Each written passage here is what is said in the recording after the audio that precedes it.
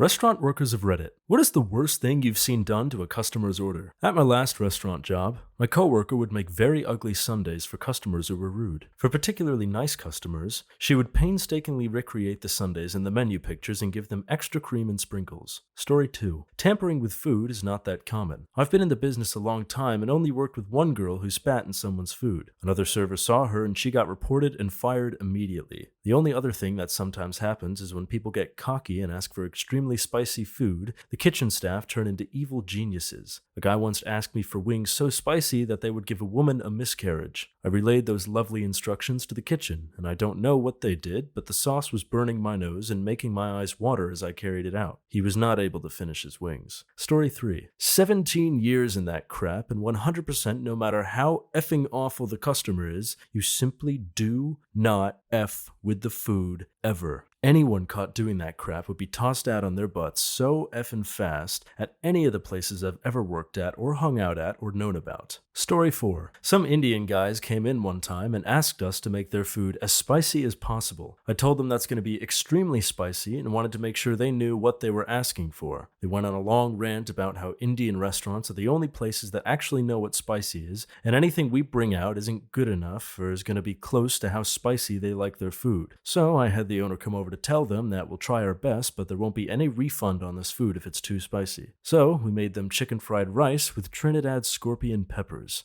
After 2 bites and about 10 glasses of soy milk later, they ordered something else. Story 5. One time, an entire table of naval officers, who were very pleasant, but when we pushed the tables together, it was a lot of people in a tight space. I came out with 8 to 10 large sodas on a tray. No problem, I've done this plenty of times before, and I tripped over a chair leg. The whole tray fell, mostly on myself, but one unfortunate fellow got soda all down his back. His whole uniform was soaked, cold, and sticky. I shriveled up and died inside, but he was so nice and understanding about it. He even left me a pretty good tip. Nearly cried when I picked up the check and saw that. Bonus story. That was at the beginning of my final shift there. Not fired, it was just my last day. So I worked another 8 hours, all wet and sticky, squishing around in my shoes, smelling terrible. Right in the middle of the dinner rush, we got another huge table. A big family with kids this time. We got the drinks out successfully, then took a quick bathroom break between orders. The door to the bathroom was heavy and swung inward. Unbeknownst to me, there was a kid standing right behind it, and she took a direct hit to the face. I heard the thump, then a shriek, then I shrieked, and the entire restaurant went completely silent. I'm still dead with shame from that shift 10 years later. I'm so sorry, Navy guy and small child. Story 6. My little brother was a toddler, just at the point where he was pretty sturdy on his feet and had a bit of a vocabulary. He was in the waiting room of the family doc's office and digging through the toy box. He is also behind the entrance door. Some poor old guy opens the door and flattens the little bugger. He stands up, walks over to the guy, looks up, and lets loose with a string of dummy, dummy, dummy, dummy, until our horrified mother got to him and stopped it. The guy was just gobsmacked, apparently never having gotten chewed out from a 2-year-old. I thought it was beyond hilarious. Story 7. My best friend was in line behind an absolute female dog at Starbucks a couple of years ago. The typical nightmare customer bickered about the line, bickered that the person helping her dared to attempt to upsell, etc. Then she called her "see you next Tuesday" as she walked away. So my best friend got about halfway done with her iced coffee, took the lid off, and as she walked by the table, she sneezed and tripped, which caused that remaining part of the drink to land right in the lap of that rude customer. Maybe not the right thing to do as it wasn't her fight, but I don't think she felt too bad. Story 8. I worked at a popular fast food chain in my younger years. It was my first time with the closing shifts, and we were all doing our part to clean and prep the store. I see this lady with a mop and bucket come out of the back, slop it onto the griddle, and start mopping it. I was appalled. I went and told the manager, and she tells me, well, that's the quickest way to clean it, then scolded me for worrying about things that didn't concern me. I quit that job the next day and then called the district office and told them what happened. That location closed down not long after, but the franchise still exists. It's kind of shocking to see how many places are actually just unwilling to clean their station properly. I mean, maybe that's just me working in minimum wage hell, but there's been plenty of times where I see this exact behavior during a closing shift, and then seeing the same people serve the customers the next morning. You probably get told this all the time, but honestly, watch where you eat because you really never know where it's coming from. Story 9. Worked in a deli for a few years. I never tampered with anyone's food, but if you were a jerk, I guaranteed made, your bread was over-toasted, the lettuce on your sandwich was wilted, the tomato was the butt end with the hole from us removing the core, your onions were little pieces, the meat was the smallest of the portions, and on and on. I wouldn't tamper with someone's food, but I damn well wasn't making them a good sandwich. And all that goes the exact opposite way with the customers I liked. Always gave them the best product to the point where they would wait for me to help them. Story 10. Worked in a fast food pizza joint. Nothing without consent of the customer happened, but customers asked some weird stuff. One time, a customer asked for extra chili and emphasized a lot, so of course we put a lot on it. Another person wanted chicken legs and wanted it extra crispy. He kept sending it back until it was pretty much burned, which is when he found it perfect. The worst one was a woman who asked to put her pasta in a blender because she had just gotten prosthetics and couldn't properly eat it. It looked disgusting. As an Italian man myself, that one hurt me. I just have to address the elephant in the room there. That's not okay. And also, quick FYI, don't break your spaghetti before you put it into a pot, please. Just put it in as is. It's gonna soften and then it'll all fit. You don't have to break it. Let's stop that. And no ketchup on pasta either. I know people do that with mac and cheese, but let's cut that out of the system, please. Okay, that's it. Had to speak on that. Story 11. I gave them what they ordered. We were a pizza/Italian/bar restaurant. Our menu was ludicrously large, and essentially anything was on the menu that could go on a pizza was listed as a topping. Probably 40 to 50 topping choices in total. I would get asked pretty often for a pizza with everything on it. I had a usual joke or two to find out what they really wanted. Typically a deluxe, but then they'd want no black olives or whatever. No big deal. Until the jerk came in that had ordered everything and then proceeded to ask if I was stupid when I questioned him. My sister had disabilities, so I didn't appreciate his tact. Told my boss about it, and he smiled and said, "Get him a pizza with everything." Brought it out and gave it to him. He flipped out and demanded the manager, of course. My manager had my back and gave the guy his bill, which at $2 a topping was well over an $100 pizza. Guy refused to pay. Cops got called, yada yada yada. I really hope he enjoyed his pizza with clams, pineapple, buffalo chicken, broccoli, anchovies, green olives, cream cheese, cauliflower, jalapenos, shrimp. Story 12. One time we had a woman call because her rotisserie chicken was burnt. I explained it's just charred because of the way it's cooked. She wasn't having it, so we agreed to get her a new one. 10 minutes after her husband left, she called back even more pissed off, saying that this one was worse. We told her to send her husband back for a new one. The manager and I went in the back with gloves on and scraped off all the burnt parts. I crap you not, another 10 minutes after he leaves, she calls again, but this time, her rice didn't have any craisins on it. So once again, I tell her to send him back. I dumped so many effing craisins on that rice, I think she got the point and we never really heard from or saw them again. I know it's not super gross, but it's pretty rare to see someone maliciously F with someone's food. I've seen cooks use the 5-second rule when dropping food or not washing hands, but that's about it in my 7 years in the industry. Story 13. I worked at a pizza joint in high school.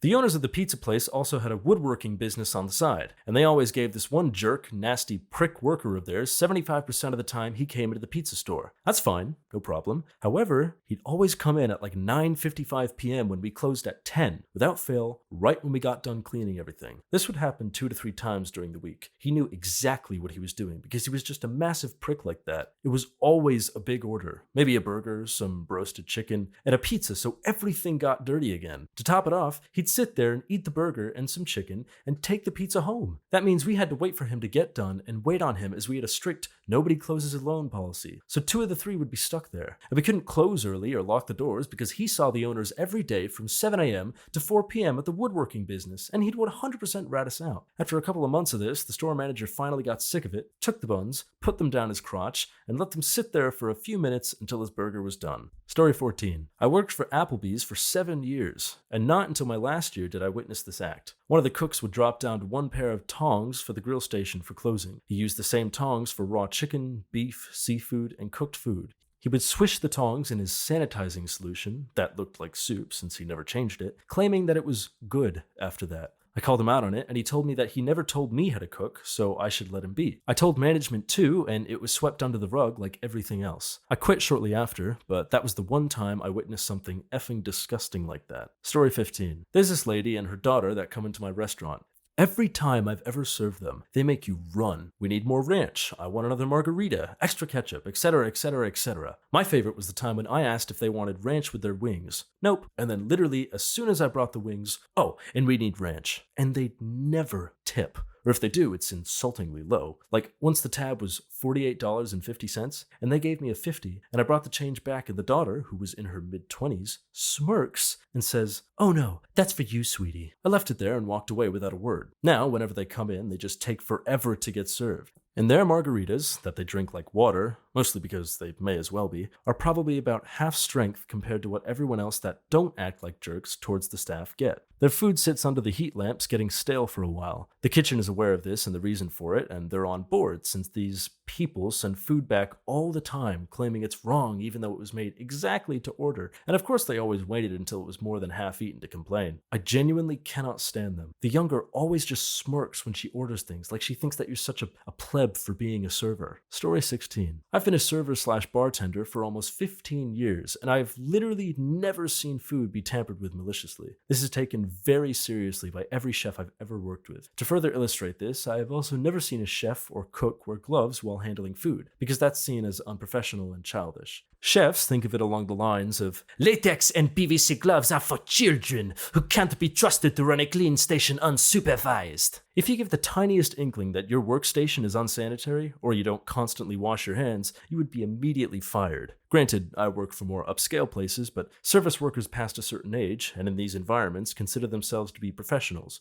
And honestly, anyone who tells you serving and smiling at people that treat you like crap, or working a 12-hour shift in an 150-degree kitchen with breaks if and when you have time is unskilled labor has probably never done any real labor in their life. Story 17. It's not really that bad, but lots of restaurants are guilty. The little date/day or timestamp stickers on wrappers and salads? Look closely next time. If there's one stuck on top of the other, or if there's more than one mark on the wrapper, your food has probably expired. Sometimes this is done because food actually is still good and it's a shame to waste it, but other times it's a lazy worker who doesn't want to make more food, or a greedy owner who doesn't want to lose 3 cents. The type of stickers and labels vary by restaurant. Some timestamps look like clocks, and some are a line of numbers 1 through 12 with a mark through the 1 where the item expires. Example, if your sandwich has a mark through the 11 and it's now 3 o'clock, your sandwich expired 5 minutes ago, but honestly it's probably still good. Story 18. I only worked in an open kitchen, customers can see the cooks, and in the local 5-star restaurant with a locally well-known executive chef. The worst I've seen at the 5-star restaurant was a parsley leaf fall off a steak as their waiter picked up the plate and attempted to serve it. He went to walk out the door and the sous chef grabbed him by the shoulder and berated him in front of the kitchen. At a nice restaurant, everything is taken seriously, and a chef isn't going to let some high school/college kid do anything to ruin their business. Your service should be good, the atmosphere should be good, the clientele surrounding you should be good, the food's presentation should be good, and the food should taste good. It is very unlikely that your food will be effed with if you go to a place with a professionally trained chef, or even at a local small business when the owner has invested hundreds of thousands of dollars into their dream. Story 19. I worked at a Papa John's as a teenager. There was this one particular old dude that was loud and rude to whoever helped him every single time. He showed his butt immediately to this new guy and told him, "There better not be an effing pepper in my box or me and you will have a problem." And the new dude was visibly upset. You know those little peppers that come with the pizzas? So I grabbed the biggest, juiciest one and was going to put it in the box beside the old guy's, but I may or may not have accidentally squeezed it a bit. Some of the juice may or may not have leaked all over the guy's food while I was carrying it over to the next box, and I may or may not have noticed. Oops. Story 20.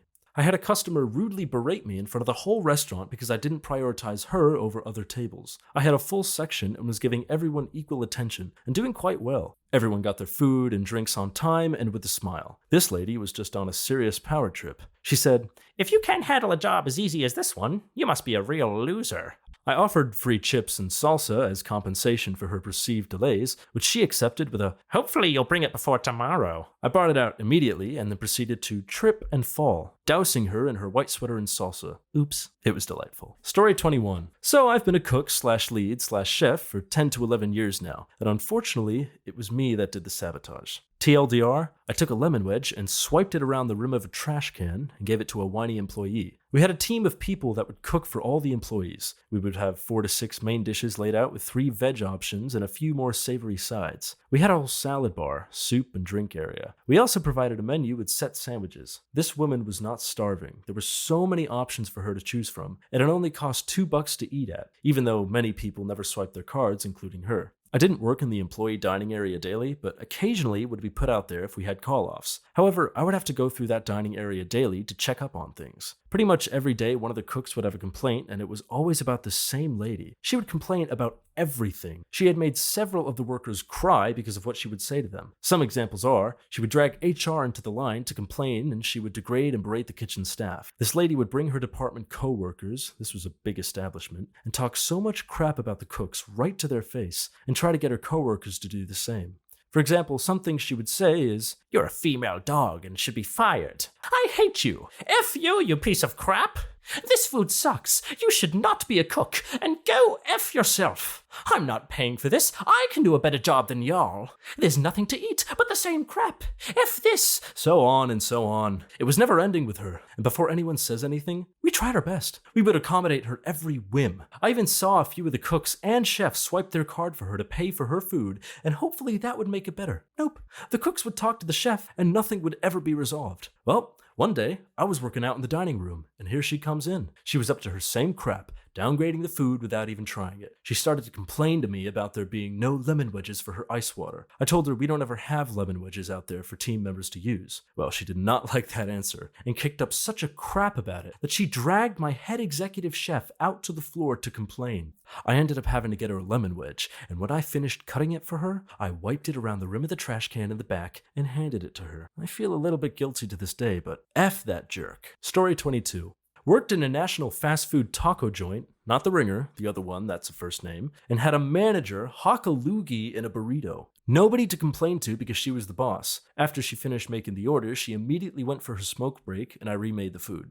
I had an acquaintance, we hung out with the same people but didn't really care for each other, who worked at the underground train sandwich place. He would pee in the pickle bucket, ejaculate into the mayo, and for fun, take pennies from the register, place them between his ass cheeks, go to town for a while, then put the pennies back into the register. He later worked at a sit-down restaurant and would rub potatoes in his ass as he was wrapping them to be baked. Great guy. Just gonna be real with you guys, this story was way too insane not to speak on. I don't know what villain backstory this guy had to have in order to do these things while working in a restaurant, but this man is absolutely deranged. I don't know what vat of acid he fell into to become this Joker-esque being of madness, but this is a man who was brought into the world and chose chaos. It took me like multiple takes to describe what he did in those last lines because I couldn't wrap my head around these insane antics that he was getting up to. You remember that book about the kid called David who would go around like biting kids and just generally being a menace? This is that kid. This is David all grown up. Who hurt you, bro? Who hurt you? Story 23. I saw it happen because I did it. It was an event dinner, so a large team of waiters, something like 20 plus waitstaff, not including floor managers, broke down into teams of 5 or 6, each carrying 2 plates off the pass to their tables,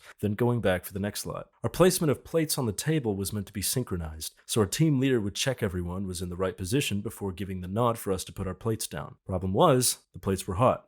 And the longer it took for everyone to get around to their spot, the heavier they felt. So the long and short of it was, I was standing there, holding some crazy hot plates with only a napkin to protect my hand from getting burnt, waiting for the last jerk on our team to get their crap together. The plates started to tip, and the gravy pooled up near the rim and spilled onto the back of one of the guests' suits. He looked up at me with a rightful look of, "What the F are you doing?" I was like a rabbit in the headlights. I apologized profusely and offered him napkins, which I was holding in my hands. He half-jokingly remarked, "I'd rather be eating my food, not wearing it." But by this point, my team, oblivious to what was happening, were already on the way back to the kitchen to grab the next lot of plates. I had to run off to catch up with them. In retrospect, I should have done more to sort this dude's suit out, but at the time, I was between a rock and a hard place, as my team just wanted to crack on with the service, and holding that up would have caused more problems. There were floor managers nearby to sort any issues out, so I guess if it was much of a big deal, he would have taken it up with one of them. Aside from that, no one intentionally messed with customer food. One chef was being a jerk and not giving one of the guests a veggie main course, but that was for a wedding, and one of the guests had changed their mind. Not really the same thing, but as waiting staff, we had to take the crap from the guest in question and the chef. Edit. I should add that the event with the gravy spill was about 2,000 capacity, with each table seating 10 people. We had to run 3 courses, including clearing plates, in which you were expected to grab anywhere between 5 and 10 plates, with men being expected to carry more, and a wine and water top-up between main and dessert. It all had to be done in about an hour and a half, as the event was on a pretty tight schedule. Story 24. In almost all jurisdictions, tampering with someone's food is a crime. It's even a felony in some places. If you get caught, not only will you face criminal charges, but both your former employer and the customer can bring civil suit against you. It doesn't matter if you think the person deserves it. A woman waiting tables in my city spit in the food of her ex-boyfriend and his new girlfriend. Another employee saw her do it and reported it to the boss, who reported it to the Department of Health, who reported it to the district attorney's office, who subpoenaed the CCTV footage and indicted her. She was convicted and sentenced to 36 months in prison and was paroled after 12 months. But the felony conviction has to be disclosed for every job she applies for. She also lost her eligibility for financial aid and was disenrolled from her school. She went to a colleague of mine for help applying for an expungement, and she paid through the nose for that. Fortunately, no civil actions were brought against her. Don't do it. It can F up your entire life. Not only are there potential fairly harsh criminal penalties, but civil judgments don't go away. Let's say you spit in someone's food and get caught. That person has to now go down to the hospital and be tested for all kinds of illnesses that he could have been exposed to. The court is going to award him the cost of those tests, the time he missed from work to take the tests, and any other associated expenses, travel, etc. Those costs won't be mitigated costs after the insurance is applied. You'll pay for the full-throated cost of all the lab work, and that could run into several $1,000s. The restaurant itself can bring suit against you for jeopardizing their licensure with the health department, along with any damage to their reputation resulting from publicity. When the plaintiffs obtain these judgments, they're more or less permanent. Since they stemmed from the commission of a crime, adversary procedure will likely judge the debts to be non-dischargeable, meaning even a bankruptcy cannot clear them away. It all comes down to how vindictive someone wants to be about it. For me, if you spit in my food, I won't stop until I've exhausted every possible avenue of possible punishment, not just for myself, but as a message to every other restaurant employee in the area. If you abuse the trust inherent in your position, I will abuse the function of my occupation too, and it's going to be way worse than a spit-in taco. Story 25. This guy wanted his cheeseburger with extra grease. Best way to do that, cook it, and as soon as it's done, slap it right on the bun. No draining of the excess grease. So I do just that. Guy sends it back. Not greasy enough. A little more grease, please.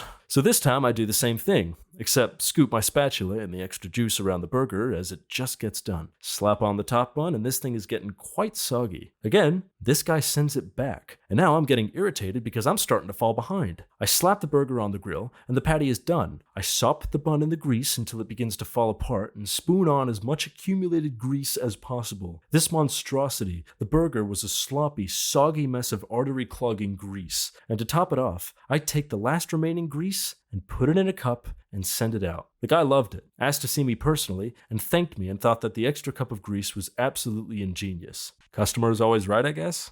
Oh, did he want a small salad to go with that? Did Bubble Bass show up to this guy's workplace? Like, he really asked for the double triple bossy deluxe on a raft, 4x4, animal style, extra shingles with a shimmy and a squeeze, light axle grease, make it cry, burn it, and let it swim. What kind of animal shows up to a burger joint and asks for extra grease? Bro was absolutely fiending for the diabetes death burger. He must have been going for the heart attack speedrun world record any percent, because that order alone would have to count as a glitch to get there quicker. I have never felt more bad for someone else's organs. I wouldn't be surprised if his blood actually turned into grease, and now this is the only way he can sustain it. Story 26. I worked in food for over 20 years. I've seen people spit in food, drop it on the floor and pick it back up, and send it. Pull hair out and serve it. Touch food with dirty, ungloved hands. Like, went to the bathroom and didn't wash. Serve expired food. Use equipment that had bugs in it. Mold in soda dispensers, bugs or mold in ice cream machines, mice in the coffee grounds. I could go on all day. Fast food pays so low and demands so much from people that they very quickly stop giving a crap. I guarantee you all have eaten some gross food from time to time without even realizing it. Story 27. I am amazed to hear so many people say they never saw anyone's food get effed with. When I was in high school, I worked at a really nice high-end restaurant. I saw food get rubbed on the floor, get spit on, and the worst was the owner's daughter's steak get urinated on. It only happened to the worst of the worst customers, but it did happen at least 2 or 3 times in the year that I saw. I had a hard time eating out for many years after 4 years at that job. Couple other fun things at that job. Pretty much everything was made fresh in the restaurant, so croutons were made from all the uneaten partial loaves of bread that had been served in the meals that weren't finished. All the salad dressing was made fresh, and it was the dishwasher's job to make them. The dishwashers would combine all the ingredients and then just use their unwashed hands to mix everything up as they stick their hands into it. Employees used a freezer as the bathroom on occasion, as it was insanely busy at times, and you weren't allowed to take bathroom breaks when the owners were on the premises. There's more, but that gives you a good taste of what it was like there. Story 28. I was a server in a bowling alley with really high ceilings. I was cleaning baskets and plates from another table and throwing trash in the garbage rather quickly. I threw a half-empty cup of ranch dressing into the bin. It bounced, sending at least 2 ounces of ranch dressing in the air and all over the back and hair of a very large guest who was being a jerk to myself and the other staff. I quickly looked around to see if anyone else saw. No one did. When his wife returned from the bathroom, she noticed the dressing all over him and said, "I think a bird pooped on you." I went along with the story and explained we have a bird in the alley somewhere. They thought it was hilarious and ended up tipping me 100% of the bill for helping them clean up. Story 29. My time has come to share my story. I worked at a high-end restaurant for a few years. On Sunday during December, we were getting our butts handed to us. I was behind the bar with another girl and we were just drowning, and so was everyone else. The bar server is venting to us about her table of Karens and how awful they've been to her. One of them ordered her second old-fashioned. The orange peel garnish fell while the server was garnishing it. I informed her I needed her to grab an orange out of the walk-in as that was my last one. She said she didn't give an F, she's too busy. So she drops the drink to her without one, and the woman says, "Oh, no orange peel this time? Nice job." And she absolutely had it with this table. She walks over to the service bar with a deranged, scary smile on her face, pre-COVID, and she says she'll be right back with an orange for us, and then ask for the peeler itself. At that point, I knew she was going to do something with that peel. She comes out, gives us the rest of the orange, minus one peel that she peeled privately in the walk-in so no one can see, and drops off this jerk's peel. She came back with the most relaxed, happy smile. I asked her, "Girl, what the F did you do to it?" She smiled the entire time she told me the story. She peeled the orange and put it in her mouth, swished it around in her mouth and pooled all of her saliva and just soaked this woman's peel. Then dropped it on the floor of the walk-in for good measure. Story 30. I worked with one guy that had no problem tampering with food. I'm sure he did more than the following, but these are the ones I witnessed. A pair of customers came in one day, were giant pains in the butts, and then tipped an insulting 10 cents on the ticket. They had the audacity to come in the very next lunch service, and you better believe he spat in their food. The other two were bad because they were random and lazy. Once he dropped a steak on the disgusting kitchen floor, just dusted it off with his hand and slapped it back onto the plate. Another time he dropped steamed crab legs into the disgusting water underneath the tray holding the condiments, and he shook off the excess water and placed it onto the plate. Unfortunately, I was the new girl when this was happening, so I didn't feel I could speak out. No one else at the restaurant did stuff like this. Generally, as long as you're polite to servers, you don't have to worry about them messing with your food. Even if you have to return a plate to the kitchen, that's totally fine. I'd rather you enjoy your food and get your correct order, as long as you're not a rude jerk about it. That guy left the restaurant industry, and he's a cop now. Story 31. Worked at an ice cream shop for a while. There were 2 incidents that stick out. First, a man was apparently incredibly rude to a girl. We were all 15, 16-year-olds. And so when she went back to make his Blizzard-esque ice cream treat, she scraped all the caked-on crap from the past 6 months off the bottom of her shoe into his dessert before blending it and giving it to him. She got caught on camera and fired. Second, I will admit, was me. I was working the counter where we send out food, just yelling order numbers and handing the items to whoever walks up. I did not take the order, but I had the ticket. I called out an order and a man walks up and grabs the item, goes to his table 7 feet away. This was a very, very small shop. Not 2 minutes later, a very angry woman storms up, very upset, saying I forgot one of her chili dogs. I was kind of stammering about how I gave what the ticket had, and the husband walked up looking very ashamed, saying, "Honey, we got what we ordered. We can order another one if you want, but they didn't forget anything." She refused to listen and kept screaming. Eventually, being the shook 15-year-old I was, I said, "I'm so sorry. I'll get you that second chili dog." I walked over to the station, and as I was making the chili dog, I noticed something. Due to the constantly open crap drive-through windows, flies got in a lot. And in the pickles bin, there were 3 dead flies. I couldn't help myself. While scooping up the pickles for her chili dog, I just happened to scoop up all 3 of those dead flies with them, straight into her food. I closed the bun and handed it to the steaming jerk of a woman with a smile.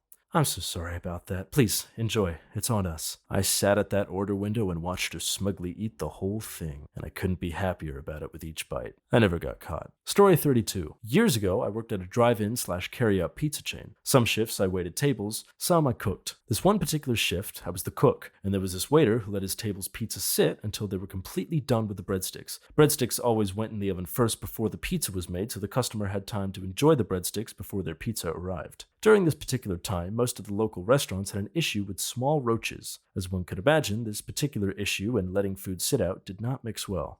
The waiter finally picked up this particular pie and served it. First slices for the table were placed on the plates by the waitstaff. One customer took a bite that was a bit buggy. Waiter tried to blame me for his screw-up. Story 33. In my decade in the industry, not seen one customer's food effed with. However, I had a jerk of a manager come into the kitchen and demand a spicy pasta for his dinner immediately in the middle of the biggest cluster F of a service we had experienced. He had spent the last 3 hours in his office while we went down like a sack of crap, ignoring requests for help, then demanding a meal. I simply said, I need about 30 minutes to clear all these tables. And he responded with, just get it effing done. I don't have all night. So I put half a container of chili flakes into his pasta. When I got pulled up on it, I stated my reasoning, and the boss turned to him and said something along the lines of, sounds like you had it coming. The manager was fired a few months later for hitting on a 17-year-old member of staff. Story 34. I worked with a young woman who told me this story. She worked at a fine dining restaurant here in Pittsburgh. A man at a table with his wife was being a huge jerk. He ordered a bottle of wine. My friend brought it over to do the presentation, which includes pouring a small sample for the customer. Well, he slugs it back and some of it rolls down his chin. He grabs my friend's sleeve and uses it to wipe his mouth. She goes back to the kitchen in tears. The cook asks her what happened. They say, all right, when his order comes up, let us know. Bet. The man orders a steak. They throw the raw steak down the back steps that lead to the dry storage. It was covered in rat crap and all kinds of filth. I cooked it up for him. He ate every single bite. Story 35.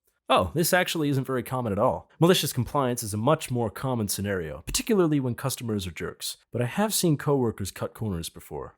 I'm working in fast food right now. Have been for the last 2.5 years. In that time, I've seen a chocolate shake get whipped cream blended into the shake itself after accidentally putting whipped cream on a no-whip shake. I had the employee remake it out of a health concern because I wasn't sure if it was a lactose problem. Looking back though, milkshake? But I'd probably do it again. Bags dropped with food inside and handed out anyway because the food was fine. Customers being given the wrong sandwiches on purpose because the difference between a cheeseburger and double cheeseburger isn't that big. And this is what we already have made. Fries that nobody could put an age on being given out. Likewise, nobody in kitchen uses the proper timers, so parking people in the drive-thru on purpose to make them wait because they're jerks. This isn't common, so please pull forward if you're asked to. Making lower quality items to people we don't like, less ice cream than normal, sloppily put together drinks, etc. Kitchen staff assembling sandwiches without gloves. A manager once dropped a frozen hash brown on the floor, picked it up, cooked it, and served it. But it's really not very common. I've never seen anyone spit on or otherwise hazard the food. As I said, malicious compliance is much more common, especially if you say extra, extra, extra. That's annoying. We know what extra means. As a result, you might get more than you bargained for. A woman at my store once got an entire little bucket of onions on her burger because of how many times she stressed, extra, extra, extra, extra. Kid took her very seriously. But really, it's ever only worth really petty things like that. We don't usually want to lose our jobs. Story 36. I worked in a small conference center where we provided 3 meals per day to groups that wanted that. Nothing flashy, just a small buffet catered to numbers, pre-ordered dietary requirements, and non-alcoholic drinks. Usually, these small conferences or training courses lasted a few days, and I would be there between 10 to 16 hours as I was floor managing and also in charge of getting the place packed down and set back up for the following day. This was my first time running the place completely by myself as my manager was on holiday for 2 weeks overseas. He had timed his holiday to correspond with a public holiday. We didn't open public holidays or weekends as it was corporate, so I would be in charge for what seemed like an easy conference for 5 days. We had this group come through who were truly awful. Sometimes it's like that, but these guys were extremely demanding, abusive, and massive tight butts. They were flying in from overseas for a week, however, I'm not sure why. The company was some sort of IT company. Essentially, they arrived having paid the minimum set price for everything and then expected that we arrange for them the top-tier package deal for free after they were already there and with more than double the amount of people they had paid for. Most people had a dietary requirement, though they didn't let us know any of that prior, despite us asking 3 times before their arrival via email, to which we received a firm no as an answer 3 times. This was all terrible logistically, as we didn't have a space big enough to fit all these people, nor the food to feed everyone as the food was catered. The person running the conference then screamed at a young female colleague of mine, who was autistic, and then myself with all sorts of abusive language for about half an hour that they wouldn't be paying for any of this, as in he would be asking for his money back, and that all this was our fault. When I showed him the emails back and forth from my manager, who dealt with sales, about what they had purchased, event numbers, event setup, dietary requirements, etc., he told me I was lying, and that he never sent those emails despite the email address being firstname.secondname@company.com, with the name corresponding to his name tag and the company that had paid for the event as seen on the invoice and email address. He then refused to show me any emails he had sent, saying he didn't have access to them despite having a laptop he was using and the Wi-Fi we provided to them for free. He also complained about the speed of the Wi-Fi. It took about 2 hours to get their conference up and running and the food ordered, and I suppose from that point the event was running relatively smoothly. However, after eating, they would throw napkins and food waste onto the floor, and one of the 5 days of their conference, one of the attendees tripped another colleague of mine on purpose. Security footage of this was shown to the person in charge of the next break, who laughed. They would overstay their allotted time by 2 to 3 hours each day, and by the 4th day, I had had enough. I asked them to leave within half an hour or expect a bill for an extra day. They, of course, didn't leave, and the final time I said that if they didn't leave immediately, I would be turning off the power, locking the doors, going home, and not resetting up the place for their last day tomorrow. They then started packing up, and I left for a few minutes and came back where there was only a couple of stragglers remaining. When I then asked them to leave once again, one of these guys picked up a big 4-liter coffee pot, emptied it onto the floor, and said, "You are my servant." I exploded with the most abusive language I could think of in the moment and noted down his name as best I could see on his name tag. The next day I came in and the guy running the conference told me he was going to get me fired for abusing his colleague. When I explained what had happened, he had said he hadn't heard that part of the story. When I showed him the large coffee stand on the carpet, he said that it was there before and that would be part of the list of complaints he made when asking for a refund. I told him that I couldn't care less and went down to the kitchen to prepare for the lunch break. After the catering arrived, I concluded that if I was potentially going to lose my job, that I was going to F with their food. I searched the dietary requirements list for the conference leaders' names, but he didn't have one. I did, however, find the guy who poured the coffee pot on the floor on that list. I cut a big callus off my sweaty foot with office scissors, cut it into little pieces, and garnished his meal with it. I put the wrapping back on at the lunch and watched him eat the whole thing. I don't regret it. I then billed up all the extras that they had expected for free. Carpet cleaning, extra numbers, dietary requirements, sent an email to my boss explaining what had gone on, and apologized for abusing a client. Story 37. Throwaway for obvious shame-based reasons. No one knows I did this, as I would never admit to it. I used to be a jerk, and have had to work on myself for many, many years. I'm not a great person in general, but I'm definitely better than I was. I worked room service at a higher-end hotel many years ago, and we had guests who regularly came to town for high-tech training. I lived in an area with many high-tech industries. Got to know a lot of names, and for the most part, everyone was pleasant and nice. But there was always a bad apple or two, and there was one guy who was just miserable. So this one night, he was up to his old insulting ways, and I had had enough. I had pretty bad jock itch at the time. I played in several rec leagues in the city. I was bad at sports, but I had a good time and had some good laughs. And my crotch would itch so bad, I would wind up scratching my taint so hard it would get raw, which would then form a layer of scab. Peeling that off was one of the greatest feelings and something that happened weekly. So after a berating phone order with this jerk, I drew the short straw and had to bring up his food. While picking it up from the kitchen line, I noticed that his pasta dish had a flaky cheese/breadcrumb topping, the color being very close to the taint scabs I would pull off. So after getting to his floor via the service elevator and giving the table the final once-over before going out to the hall and to his room, I peeled everything I could off my crotch and crumbled them onto the pasta, blended right in. I dropped off his table with the food, had him sign his bill after he gave me a sarcastic thank you, and went back to my job. An hour or two later, I was running the halls checking for trays and tables left outside rooms. Sure enough, his table was outside his room, and his pasta bowl scraped clean. Guy was a portly man and always finished his meals. I still can't believe I did that. Only time I had ever even heard of someone mess with a meal. A huge reason I am always polite to anyone working with my food and try to leave nice tips so people remember me. So they don't put taint scabs in my food. TLDR, worked room service, had a terrible customer/guest put taint scabs on their food. They ate every bit of food off their plate. I'm the only person that knows I'm a terrible person. Story 38. I was bussing tables when I hear, "Hey kid," followed by loud snapping all the way across the restaurant. I walk over and say, "Yes, what can I get?" "Fork," he interrupts. Okay, cool. I got his fork. I bring it to him and, "You speak English, boy? There's 2 of us eating here. Bring 2 forks," he says. "You said fork, not forks, but here you go. That's why you Chinese don't deserve any tips, always give an attitude. He snaps back, loud enough for the surrounding tables to hear. Flustered, I walked back to the alley for a quick smoke and told one of the cooks about the jerk at table 16. We both walk back in, and I see him hack the nastiest, cigarette-laden, gingivitis-riddled, crunchy, booger-encapsulated loogie straight into a pot. As I watch in awe, the cook mixes it up, plates it, and rings the bell. Table 16, the cook says with a smile. Story 39. Worked at a high-end steakhouse. The dirty secret is that many of their steaks were frozen and thawed out at the restaurant. Honestly, this didn't bother me. But anyways, that's not the story. So, it was the last hour or so of the night. The cooks were getting steaks out for the next day to be thawed. One of the steaks fell on the ground. Of course, this can't be saved, but since it's frozen and not hurting anything, it's just left till we can get back to it. So for most of that last hour, this filet mignon was being kicked around like a hockey puck. It was defrosting and starting to stick, and honestly was gross. But crap had to get done, and it would be cleaned up when we mopped it. 5 minutes before close, this absolute jerk of a woman comes in and demands she be seated and wants a filet. So of course, she gets that filet. It's picked up, washed off, and put in the rapid defroster, microwave, and then thrown on the grill till done. Everyone just watched and tried to keep a straight face. She left after drinking a bunch of wine and taking her own sweet time to finish. About 1.5 hours after close, she didn't leave a tip, paid cash, and literally paid with exact change. Anyways, yeah, don't piss off the cooks. Story 40. When I worked in fast food, some of us would take a few bites of our own food, nuggets, sandwiches, salads, etc., whenever it was dead.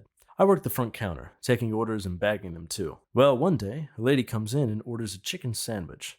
I see our sandwich maker had the sandwich wrapped at her station, so I bagged it, and the lady was on her way. About 40 minutes later, she comes back and goes, I usually don't mind if it's a slight error, but this was too much. She pulls out a sandwich with a whole bite taken out of it. I apologize and get her a new sandwich that hasn't been partially consumed. Turns out the sandwich maker was eating a sandwich whenever it was slow, and she had left it where we picked up sandwiches for to-go orders. She got so busy she hadn't even noticed her sandwich was gone. Thankfully, the lady was incredibly sweet about it and understood. Anyone else would have chewed us up, understandably so. Story 41. Shift manager of my burger restaurant was showing me how to make our enormous weekly batch of very popular tartar sauce on a Sunday night after close. It is made in a huge Rubbermaid garbage can and stored in the walk. He dumps in huge portions of mayo, spices, etc. and starts stirring it with a huge plastic paddle. When it's all ready, we try to get the lid on, but there's a lot of pressure. He finally puts his foot on top to press it down and seal it. The lid capsizes. His entire leg goes straight to the bottom of the garbage can. I help him pull his tartar-drenched leg out into our deep sink, hose him off, and we stare at the garbage can. He quietly put the lid on top, slides it into the fridge, and we never spoke about it again. I didn't eat any leg tartar from the restaurant that week. Story 42. I worked brunch shift for a diner for a number of years. My policy was simple. I matched the energy I received from a customer.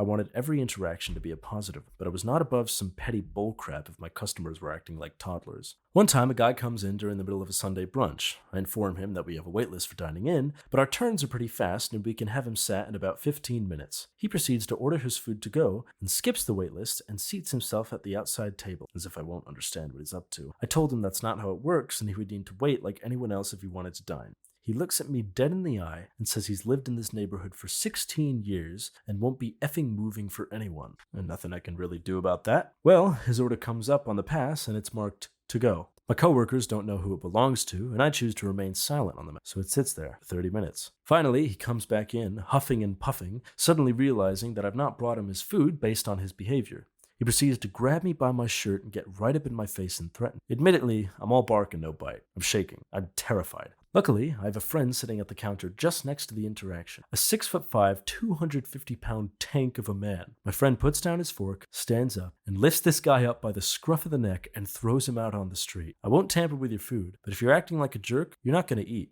A friendly reminder to all my service industry friends. You have the right to refuse service. Just make sure you have a contingency plan should the customer become violent. I lucked out that day. Story 43. I did this, and I can't explain how or why. I wasn't drunk or high. Sometimes I would smoke a bit at the end of a shift before clearing, but that's it. I must have just been burnt out. Anyways, I sent out a burger to a customer without a meat patty. It was the only time I had done it, but I guess it can happen, and also they wanted pickles or something else added also. So I fixed the order and sent it out. The car hop, I worked at Sonic, came back so disappointed and upset. I added pickles or whatever, but not the meat, and the customer just drove off. I sent out a burger with no meat. meat twice. I took my job seriously and would never purposely mess up an order and would go out of my way to make it right. I still think about this from time to time. Story 44. I was on Salad Station, hanging out at the grill with the fry peeps as we were closing. The owner walks in and tells us we're taking 2 more, been closed for 20 minutes. Long story short, they ordered something that was already trashed, retrieved, and prepared by the grill dudes. I smacked my head to my station, had a laugh, and just made sure to be courteous at restaurants. When people say they're allergic to mushrooms, we just omit all the truffles we have on the dishes. Same thing with shellfish allergies. No uni/sea urchin for you. The amount of people that ask for it after telling us they were allergic blows my mind. F you and your fake allergies. And to the stuff about spitting in food, I don't think any self-respecting cook would do that to something they labored over. It just shows you don't have love for what you're doing or the produce that they're using. I never actually put the worst thing I've seen. Story 45. I hate making nachos. When someone orders nachos at my work, I have to basically drop everything else I'm doing to try to make this god-awful mountain of chips stand up, heat it evenly without burning so I can't turn away from it, and somehow get all the toppings on it without making a huge mess, even though they all just fall off. It's annoying. Anyway, they come with black beans on them, for color more than flavor. They don't taste like much, just barely seasoned black beans. The more annoyed I get with making nachos, the more black beans I put on, making less room for the other, better toppings. If there's a decent hole between some of the chips, I will just pour some beans down that bad boy. It makes me genuinely feel better to imagine someone eating the first layer of chips, and when they get to the middle, there being a bunch of beans inside. I think surprise beans is hilarious. Sometimes when servers irritate me, I pelt them with the beans. I do this stuff because it makes me feel better without actually causing an issue or making the food unsafe. It's just some extra beanage. Beans are cheap, and we always have way too many cooked on hand, so they go bad before we use them all, so I don't worry about wasting them. Story 46. Ex-restaurant owner here. I had a customer who would always come in and order a particular plate off the menu which was spicy. Shrimp Diablo. He'd usually ask for it to be as spicy as we could make it. No problem. Add pureed fresh habaneros to our Diablo sauce. Spicy. Now, he was a regular, so he'd come maybe once every week or two. When he was with a girl, he'd make a big show about how he wanted it spicier than we could give it to him. We get a few customers like that, usually young males, so challenge accepted. I decided to do some recipe development and create a new hot salsa/sauce base utilizing the Trinidad scorpion pepper. Delicious flavor, but obscenely spicy. The kind of spicy that makes your ears ring and body go numb from the endorphins after a few minutes. Anyways, one day he shows up with a girl and does his usual thing. I mentioned to him that I made a newer, spicier sauce using some of the hottest peppers in the world, but I warned him it's probably too spicy for him and he'd have to sign a legal waiver if I was to serve it. He leapt at the chance, signed the waiver, and off we went. I told the cooks to use the new sauce base and make him wish he was never born. I came by and followed up after the server's 2-minute check to see how he was doing. He had sweat profusely dripping down his cherry red face and the hiccups were just starting. I asked him about the spice level and he choked out that it was perfect. I caught the cook speaking out occasionally to spy on their victim, returning quickly to the kitchen giggling. When he returned the following week, he ordered shrimp Diablo as usual. However, he did so without asking for it as spicy as we could make it, just extra spicy. Story 47. Purple 7, not my story. My friend worked at a Burger King during bar rush drive-thru. A drunk guy came through, orders his Whopper. A few minutes later, he's at the window. The burger is cold. My friend nukes it on the Bluetooth just to get it warm. Guy comes back through, says the burger is cold. He puts it in the microwave on red 5 to really heat it up, wraps it back up, and gives it. A few minutes later, you guessed, drunk guy is back, screaming that the burger is cold. My friend put it in at purple 7, gives it to the guy who still hasn't actually bitten to the Whopper and is making this judgment based on how warm the bun is. Drunk guy gets fed off and drives off. A few days later, my friend got an in-person apology. Turns out purple 7 burned the living crap out of his mouth. In case you don't know about food service microwaves, they typically have color-coded numbers and each food is a number used to warm up food. They are also way more powerful than what you have in your house. Story 48. A lot of movies and TV shows overplayed this whole restaurant staff as people who would do disgusting things to food, which does happen, but it's extremely rare, and I've personally never seen anything gross. What I do see is what I like to call exaggerated cooking. Say it's busy, or a server comes back and complains about how someone is a real jerk, or creepy, or whatever. If that person special orders food, like extra well done, or spicy, or really hot, they will get the absolute extremes of those spectrums. Extra well done steak? It's getting cooked past shoe leather. Extra spicy wings? It's going to be so spicy, you'll need a pitcher of water just for one wing. You want your tacos to be extra hot? Well, you didn't specify if you want temperature or spiciness, so you're getting diced habaneros and taco meat nuked for 5 minutes to ensure we cover our bases. Big key for restaurants, don't be rude to servers. They like to overshare everything to the kitchen. Story 49. I cooked for 7 years total. Everything from greasy spoon to being a head chef at a fusion bistro. I never once saw another cook intentionally do something disgusting to a customer's food. Not once. Did I see some cooks plate entries with crappy broken sauces, or serve unripe mangoes, or cook some fish that stunk from 10 feet away, or ladle up some Friday night chowder that I wouldn't eat with a gun to my head? Yes, but not often, and never maliciously. Now, do cooks F with servers and managers and deep fry random bits and pieces and throw it on a plate with some parsley and let it sit in the window laughing their butts off when server dude who always eats from plates on the line bites down on a golden deep fried bouillon cube or avocado pit? Oh, hell yes. Okay. My personal horror story. One time I was slammed and my tortilla soup sold out 20 minutes into a dinner rush, and I had sliced my hand earlier with a dull knife that was on the line, and I never used band-aids with cuts. Instead, gauze with a rubber glove on top. But I was alone doing 4 jobs at once, and we were out of gloves. And I whipped up another pot of tortilla soup, and all the servers started clapping when I said we were back in business, and I got back to the line and kept working, and about 30 minutes later, a flourish of seasoned salt hit my hand, and oh, F! And I realized my once bandaged thumb was now exposed and unbandaged. And I looked around, then on the ground, stalked the line looking everywhere. Nothing. And I spun toward the soup pot and watched a server ladling the last of the tortilla soup I made an hour earlier. And I ran over to her and grabbed the bowl out of her hand and stuck a spoon in it, looking for the Band-Aid. Nothing. The server thought I was losing it. I didn't say what I was looking for. A lapse in ethics? Yes, but I needed the job. And then I checked the soup pot. Empty. And I spent the next 2 hours pacing back and forth looking for my rogue Band-Aid, and I never found it, and no one else did either. Maybe the most stressful shift of my cooking days. I still wonder where that Band-Aid went, and if it ruined someone's appetite for tortilla soup forever. Vayas con Dios. Story 50. Worked at a certain fast food restaurant located inside a certain soul-sucking cheapskate retailer for my first job at 16. Had this really annoying customer that would come in with her evil brood spawn and Methuselah-aged mother every few days. I distinctly remember her because she had ordered these huge orders every time, and always when we were in the middle of a midday rush. "Can I get 30 hamburgers, please? Pickles only. Thank you, she'd say in this really nasally Urkel-level annoying voice. So one day she comes in and orders half of what she usually orders, which is weird but refreshing. 5 minutes after getting her order, she came to the counter like, "Can I get another burger? This one has a hair in it. Thank you. After taking like 4 bites out of the burger. So I give her a new burger. She goes and sits down, and within 2 minutes, she's back. "Can I get another? This one has a hair in it too. Thank you. Again, after taking multiple bites out of it. So my manager gives me a resigned nod. We make her one more and send her on her way. 2 minutes later, guess who's back? I'm guessing this one has a hair on it too? Yeah. Can I get another? Thank you. Manager walks up and says, "There's something I can help you with?" Yeah, this one burger has a hair too. I want another. Thank you. She literally said this after everything she said, thus adding to her annoying factor. "Well, ma'am, unfortunately we can't. You see, I checked the 2 burgers you sent back, and the hairs were blonde. As you can see, myself and my employees have all dark hair, so they can't be from any of us. Perhaps one of your party might accidentally be dropping hairs on them?" As he looks out and gestures toward her brood spawn, all blonde, herself as well.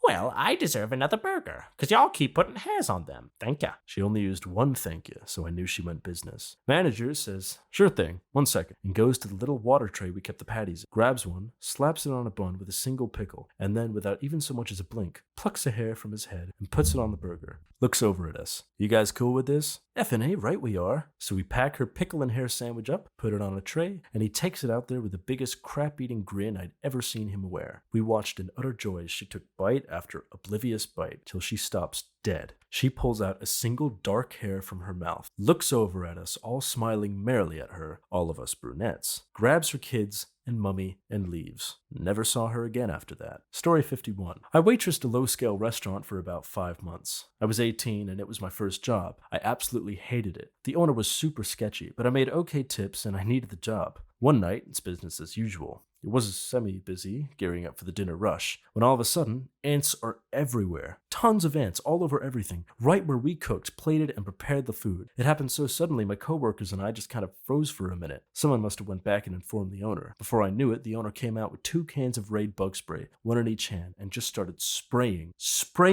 poison, where we kept the plates on the counters around the salad bar. I was shocked. The owner instructed a coworker to wipe the dead/dying ants onto the floor and told the rest of us to start over plating/preparing the current orders. I refused refused. The clean plates and food had been sprayed with poison, if not directly, close enough. I argued with the owner a bit and then told him I quit. I walked out of the kitchen and announced to the restaurant not to eat the food because everything was just sprayed with bug spray, then walked out. The whole place, it was relatively small, smelled like bug spray. Worst job experience ever. Story 52. When I worked at McDonald's as a teenager, it was the lunchtime rush hour. Lines were long as hell. They had the McDLTs, and when the burgers were finished on the grill, you would slip each on a bun. The bun tray would fasten on the grill. Halfway through putting the burgers on the buns, the whole bun tray fell. At least 6 burgers and buns were on the floor. I went to throw them out, and my then manager was like, "What the hell? Pick those up and serve them." I picked them off the floor and sent them to the front to the cashiers. I had a break soon after and saw one of the women eating the sandwiches. I asked her if she liked it, and she said it was delicious. I laughed so hard inside. Now being an adult, I have so much guilt. While I worked there, we also had a horrible rat problem. You could hear them scurrying around the drop ceiling above us. An exterminator would come weekly and do I don't know what, but the rats never went away. I was making quarter pounders with cheese when the ceiling gave way and a rat landed on the grill. Because I was a teen, I watched for a long time as the rat ran from side to side, cooking slowly. I didn't know what to do and it was weird to watch. Same manager comes and asks me why I'm lazy. He then sees the rat. He pushes it into the grease trap and told me to keep cooking. I did, with the rat sizzling the rest of my shift. When it was time to clean the grease trap later that evening, the rat looked like a chicken McNugget with a tail, and that's why I don't eat nuggets anymore.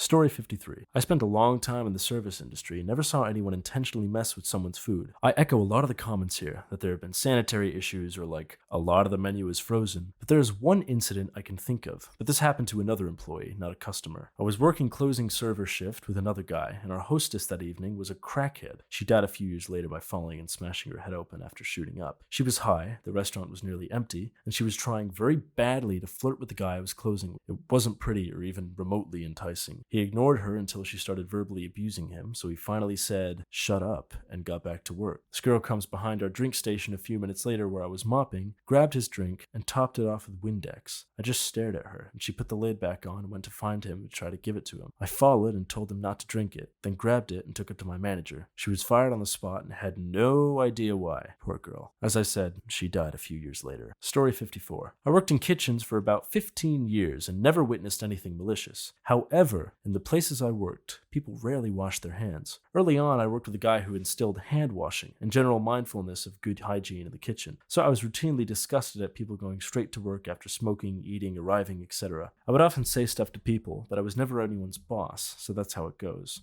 I think about it constantly when I go out to eat, and whenever I get sick, I think back to meals I've had out and wondered where I might have picked it up. I'm much more comfortable eating at home because of this, but doing so all the time is impractical. Story 55. Not to a customer, but my manager/Subway store policy. My first job in high school was at a Subway in downtown Chicago of all places. Our lunch and dinner rushes would be around 150 to 200 people an hour for 3 to 4 hours. Needless to say, we had to make a fast sub to keep business, and always had 6 or 7 people on the prep line with another 1 or 2 in the back. For toppings that are round, Subway has it in their minds that only 1 slice per 2 inches is needed. That rule is fine for tomatoes or even pickles, but not olive slices. Who wants to count on olive slices? Who orders olives on a sub and only wants 1 tiny piece every 2 inches? No one but Subway, apparently. I followed the 3-6 rule for the olives until the second hour of my first lunch rush, when I realized people who ask for olives usually want to taste their olives, so I'm just going to slowly shower their sub with them until they say when. That worked great for a whole year until my manager decided to say something to me before a lunch rush one fine day. She pulls me aside and says, "You know the 3-6 rule, yet with the olives you don't follow it." "Why?" I tried to explain, but she didn't want to hear it. "Okay, 3 and 6 olives only." Got it. Lunch rush started. I'm making my subs, with the manager watching me, and I finally get an olive request. So I put 3 tiny olives on our 6-inch sub. The customer just looks at me and says, is this a joke?" "No, ma'am. I can add more if you like, but Subway policy on round toppings is 3 per 6 inches. I'm very sorry, but my manager insists I add no more unless requested." "Well, please, can I have some more?" "Yes, ma'am," I reply, and add 3 more. "Would you like anything else today, ma'am?" "Yeah, more olives." This went on for 7 or 8 customers who wanted olives, drastically slowing our time as each customer I would explain the policy and the whole situation to. The manager finally had enough of it and screamed at me to just do it like this, and proceeded to throw a whole handful of olives on a sub, basically the same way I'd been doing it since that first lunch rush. dish, the same way every other person there did it, the same way the management did it. And that's when the manager finally realized it. Never had her over my shoulder after. Quit a few months later and got a better job. Story 56. I'm a cocktail bartender. Let me run you through the worst 10 minutes of bartending I've ever seen. We have a rule that we absolutely don't flare. A tiny little bit here and there is okay, but that's not our gimmick. In general, do not do it. The ring-ins always want to flare because they want to prove they're good so they can upgrade from ring-ins to full-timers. So, a couple months back on a short staff Friday, we get a ring-in. Let's call him Chris, because that's his name. So Chris starts flare bartending because he makes rubbish cocktails, so he flares hard to hide that. Myself and another full-timer tell him to stop before he drops something, and this is where we start our 10 minutes of glory. 15 seconds later, a brand new bottle of orange bitters smashed on the ground behind the bar during busy service. Thanks, Chris. There's $80 down the drain, and now we have to work standing on a wet floor with broken glass until we get an opportunity to clean it up. And the entire bar will now smell like orange bitters for half a week. That stuff is so potent. Thanks, Chris. So he goes and grabs the replacement bottle from the storeroom, the only replacement, and we 100% need it. We use it for a lot of cocktails. He goes up to me and the full-timer, who told him to stop flaring before he dropped the first bottle, and goes, "See, it's just a mistake. It's one off. I could do this right 1,000 times. It was just a really unlucky drop. See, watch." Bang. The second bottle on the floor immediately. Luckily, it doesn't smash, but the cap flies off at about 1/5 of the bottle spills all over the ground. So while I'm serving customers like an octopus directly next to Chris, as we're 3 to 4 deep across the whole bar, reasonably packed, Chris is hunting around the dimly lit black floor beneath the bar for the black cap like an absolute novice. I point it out to him and he effing stands on it. Now we have no cap. We don't even have the replacement cap that's the right size, like we would for, say, wine or whiskey. So we can't cap this thing ever again. Thanks, Chris. About 3 to 4 minutes later, he's shaking cocktails. But at least he's finally serving customers again rather than cleaning up his messes and having me cover his section as well as mine in our maddest rush of the week. He's one-handing the shaker to look cool. Throws the top of the shaker at the customer. The entire cocktail spills out over the bar in the middle of the station. The till in the F-tops machine. It needs to be cleaned absolutely immediately. 15 clean glasses now to be rewashed. But that's not all. The shaker slides across the bar and knocks the customer's drink off onto the customer. He's on a date. His pants are saturated and his suit jacket sleeve is quite wet and sticky now. At which point, we pulled Chris off the bar and the owner took him into the walk-in refrigerator for what I'm sure was a lovely chat. Hasn't worked for us since. TLDR, Ring and Flair bartends against a direct order from his managers and breaks an expensive bitters bottle, flares with the replacement just to prove he's fine, and drops that absolutely immediately, spills and breaks cap but not bottle. 4 minutes after that, he covers a customer in both half-made espresso martini and the customer's own drink due to once again attempting to flare and losing half a shaker, at which point he got pulled off the job permanently. Story 57. I worked at a Wendy's around 1990 for a short while. Background. Back then, the breaded chicken breasts had a little part that stuck off, almost like a mini nugget. On occasion, the person working the grill would pull one off and eat it. One night, I was working on the drive-up and someone ordered a chicken sandwich. Well, the grill person and the person working the sandwich station both went to rip the same piece off. I ended up ripping the breast in half and it fell on the floor. So one of them picked it up and tossed it in the trash. The shift manager saw this and said, "Don't just throw food away," grabbed it out of the trash and put it on the bun. I looked and said, "There's no effing way I'm handing that to someone to eat." They wrapped it, bagged it, and handed it to me. I said, "Nope, I'm not doing it." Looked at the shift manager and said, "You are seriously going to give that to someone?" She grabbed the bag, walked to the window, and handed it to the customer. I told the manager the next day and he said he would do something about it. Came back to me later and told me that they said it never hit the floor or the garbage, it was just ripped. Naturally, they gave me crap the next time I worked for them for ratting on them.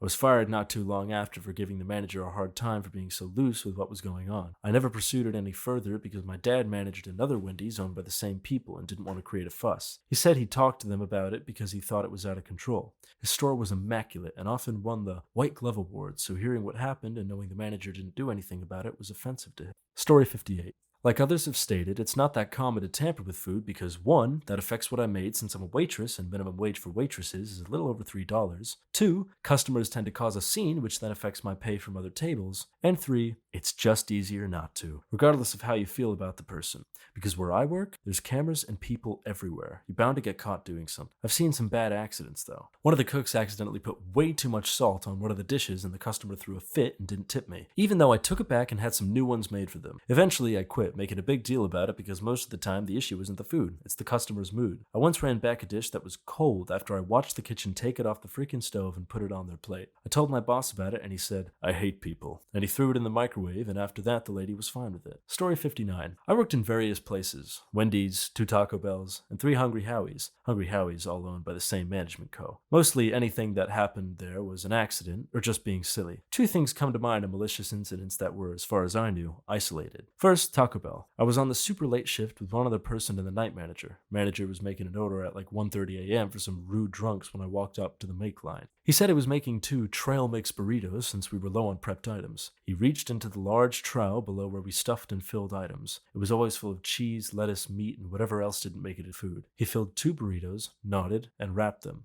I was young, so don't judge. I just handed them out. Honestly, they probably weren't that nasty, and drunks probably barely noticed. Second, I was not there for, but my manager had no reason to lie. Hungry Howie's, pizza place, during a slow period. Manager had a bad breakup recently, and who comes strolling in but the new jerk? He knew my manager was the ex and wasn't having a great time. He condescendingly orders some food and acts like a jerk about it. Manager grabs the dough for his pizza, throws it on the floor, and walks all over it with his nasty work shoes. He supposedly served with a smile. Story 60. I'm no longer in the industry, but I spent a good decade in it while I was at school, and after a while I was finding a job in my field. I never once saw anyone tamper with the food or drink in a customer's order. The closest thing to intentional tampering I saw was the bartender offering belligerently drunk patrons a comped drink, which was basically a virgin version of whatever cocktail they were drinking, with the main spirit floated on top. Other than that, there was one time though where we had a new chef in the back that just couldn't get the temperature of the meat/fish right. It wasn't intentional or malicious, just total ineptitude. No idea who vouched for him or how he got hired. I had dishes going back all night for everything. Undercooked chicken, overcooked steak, overcooked tuna, didn't follow requests. I think they were just inexperienced really, but damn, it was awful. It was an off night, so it was basically half the service staff, but we were all in the weeds all night because of it.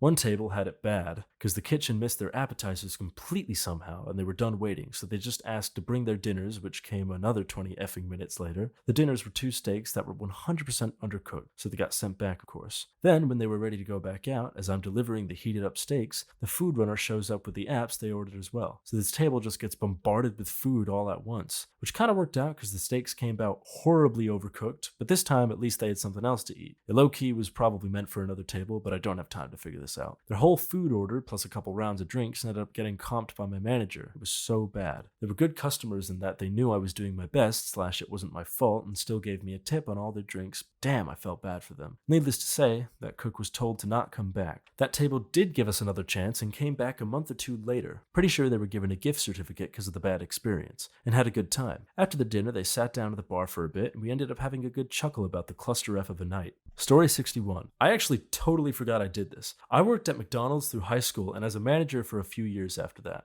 While I was a manager there was this mother and son, adult son, who would come through and scam food from us all the time. Almost every time they came through, they would complain that something's wrong. Well, eventually my store manager wrote in the log that they were no longer allowed refunds. So one night, the son comes through alone and comes back later with a complaint. I refused to refund the order as nicely and professionally as possible, although to be honest, I probably did sound a bit peeved because he was pretty aggressive. When I get home after my shift, I find that my place has been burglarized. My PS4 was stolen, among other things, and a lot was also destroyed. I called the police and nothing came of it, even though I knew the dude's name. A few weeks later, he came into the restaurant and he was mad-dogging me from the lobby. So when he walked to the side to wait for his food, I just stuck the buns for his sandwich down my pants and underwear straight out of waiting. And don't worry, I was responsible and washed my hands. Story 62.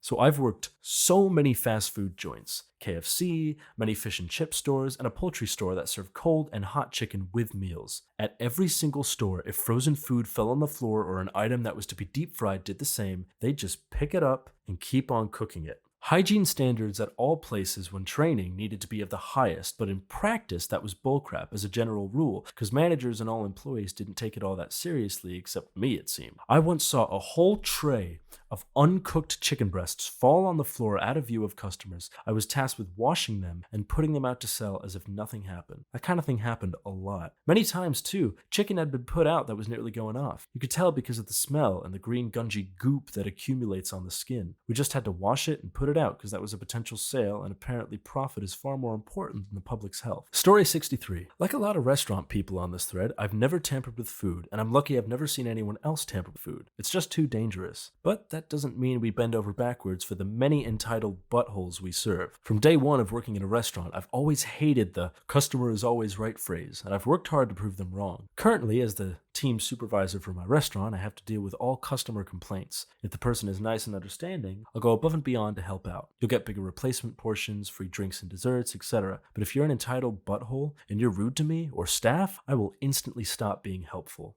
Coffee orders will be burned, portions will be small, I'll move their order ticket back so it takes longer to come out, etc. My favorite, worst customer is this one lady that kept coming in during the pandemic last year who was an absolute jerk to the staff every time she came in, to the point where she made my floor manager cry. I really don't know why she keeps coming back if she's never happy with the service. And due to how big our restaurant is, it's hard to blacklist nasty repeat customers, so I can't ban her either. But the best encounter I've had with her had to be when she ordered an ice cream for her kid and demanded free sauce/sprinkles. The guy serving her explained that they're extras and cost more, but she started screaming in his face with no mask/leaning around a private partition just to get to him. I took over and just calmly kept explaining that unless she paid for them, I couldn't give them to her, whilst the other guy carried on serving. She was becoming increasingly irate and was now shrieking in front of the other customers and frightening her own child, which I do feel bad about. Poor little guy. But I realized when I started speaking to her that the longer she screamed, the more the ice cream melted in her hand as we were in the middle of an August heat wave. So I stood firm and kept being polite and explained company policy, all whilst the ice cream was literally dripping down her hand onto the floor as she was still arguing with me and refusing to pay. It got to the point where she demanded a refund because her ice cream had melted, as well as a free ice cream to make up for you being such a effing jerk about sprinkles. I just smiled, stayed calm, and politely explained again about not being able to give out free items. I pointed out that she'd be given what she originally paid for, and that ice cream melting was beyond the point of sale as it had now been nearly 10 minutes, so of course the ice cream would melt.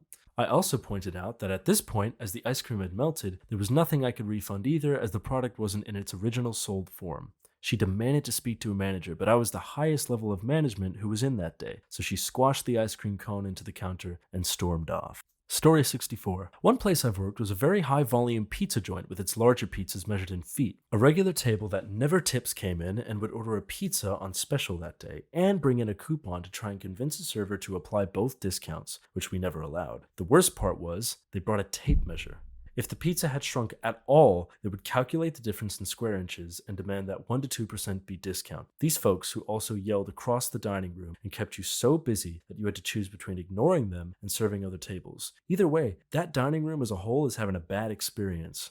One particularly busy Saturday night, 2 of us assistant managers are there, and the GM, who was basically a Karen sympathizer, was off that night. These folks come in and the other manager walking in front of the house walks in the kitchen, grabs the dough and starts making the pizza himself, making it a solid 6 inches larger than the size they ordered. When it finishes, he walks it out himself and they measure the pizza. When the tape measure stops and there was extra, he just says, "Oops, I'll take care of that for you," cuts the extra off in the center of the dining room and throws it out. All the Saturday regulars clapped and they never came back. Yeah, so I'm pretty sure I actually heard about this story on the news, and I think they actually flew in President Obama, former President Barack Obama, and everyone was clapping, and then he walked in, and I think he actually gave that particular manager the Medal of Honor, which is crazy. It's crazy to hear that, but yeah, I remember it happening like a while ago. So it's funny to see that popping up in this Reddit story thread. Story 65. Thank you for asking. I worked at a jazz club in NYC while in college. 2 sets/weeknight. Same artist, cocktails over $20, very nice wine list. Paper show, green room cocktail service, the whole shebang. Actually, I met some very cool people while working there, not limited to Art Garfunkel, Stanley Jordan,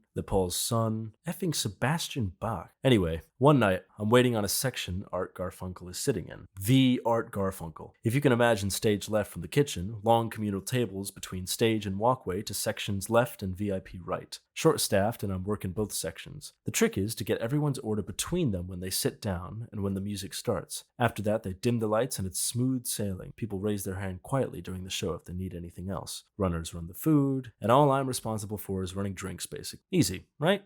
Well, there's a slight slope down the walkway I mentioned earlier, and a seasoned couple on the end of the communal tables between the stage and the walkway, second row on the left. Madam wanted a glass of our most expensive Cabernet, and at the time I could never remember to hold the base of the wine glass on the tray if I was only running one drink. Best practice at this place was to hold the underside of the tray almost above your head to look fancy. You see where this is going. In an attempt to add a little extra height to my already 5'7", I bought these leather wedges that gave me 2.5 inches, but didn't do well on slippery slopes. The service station was literally on the slope of that walkway, and someone had dropped a lemon wedge, but it was showtime and too dark to even see where it had landed to try and pick it up. While running Madame's glass, I tripped on the lemon, and while trying to regain composure and save the wobbling glass, I contorted in a zillion different ways. Madame and her 500-plus Sermet scarf received that glass of our best Cabernet in her face, neck, and torso mid-performance. She was livid and right in front of the stage. Artists tried to keep composure, her husband was hysterical, and my boss lost control from the VIP section, laughing hysterically along with Homegirl's husband. I was mortified because their vantage point also meant that everybody could see them. Everyone saw it happen, including the performing artist. Silver lining? I didn't get fired. My boss found it so funny, he paid for my dinner the next night, and we expensed her dry cleaning for the Hermes scarf. But holy hell, I nearly had a heart attack. Never saw that lady in there again, and she never wrote a scathing review. Bless her. Story 66. I worked at a small Domino's in high school. For some reason, the manager thought it would be a good idea to have me and my two friends be the only ones in the store. Also, one delivery driver, but he wasn't much older and didn't give a crap, on Sunday afternoon.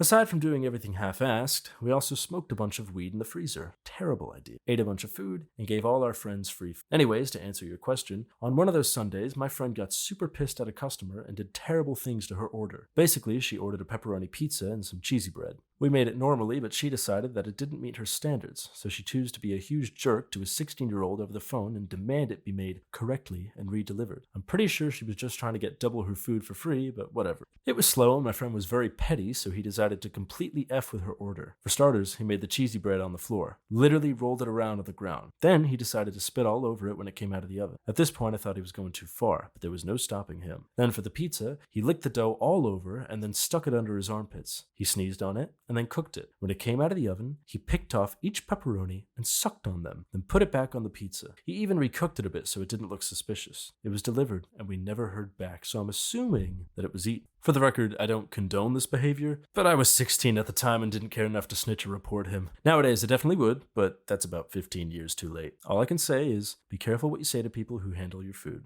Story 67. As a person who spent years working in a few kitchens, I have never messed with anyone's food, nor have I witnessed or heard of a coworker effing with food. I'm not saying it doesn't happen, but it's not as common as people might think. But I do have a relevant story.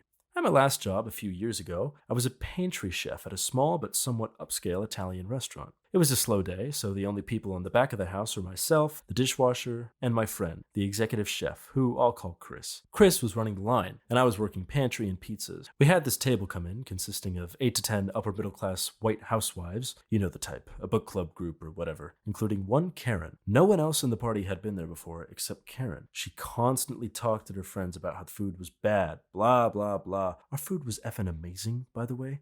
Chris heard about this from the server and was visibly disgruntled. He's an excellent chef, and he took this comment personally. Finally, the ticket came back, mostly on his end. I knew for sure that he would never F with someone's food for any reason, but still, I asked him how he was going to react. He told me that he was going to make sure all their food was absolutely perfect, so that the Karen would look like a jerk in front of all of her friends. Lo and behold, they all loved their food, and Karen sulked for the rest of the night. That is how you deal with a jerk, professionally. I think about this a lot. Story 68. In my year at Subway, I did exactly one mildly bad thing and one horrible thing to customers' food. The first, mild. I had some extreme vegans come in, religious vegans, so probably Hindu. I'm not certain. There was the knife at the beginning of the line. It only cut bread. Never meat, never cheese, just bread. There was the knife at the end of the line that cut everything. This family was like my third set of customers for the day. They came in and started ordering incredibly rudely, and then they found out we didn't have veggie patties at this location. So I got to cut the requested bread with said bread knife, and they flipped the F out. Like I'm trying to poison them because I know they're vegan and that the knife has touched meat without being clean. It was an effing fiasco. So after some back and forth, they agree to let me use a clean knife from the back. So I take that knife from the line, walk to the sink, grab a paper towel, and walk back out, wiping the blade without having done anything else to it. They were being totally unreasonable, so they got to watch me use the bread knife to cut bread. The second, extra spicy. I had just made some deli rolls at the end of the day and was just prepping them for the following morning. A woman and her 2 kids come in right before I closed to order some food. The kids' sandwiches came in the deli rolls. She orders kids' sandwiches. Seems reasonable. They were kids after all. Then she tells me, I need those on the freshest bread you have. and I say, well, you're in luck. I ran out of rolls earlier and I just made these. They're maybe 20 minutes old at this point.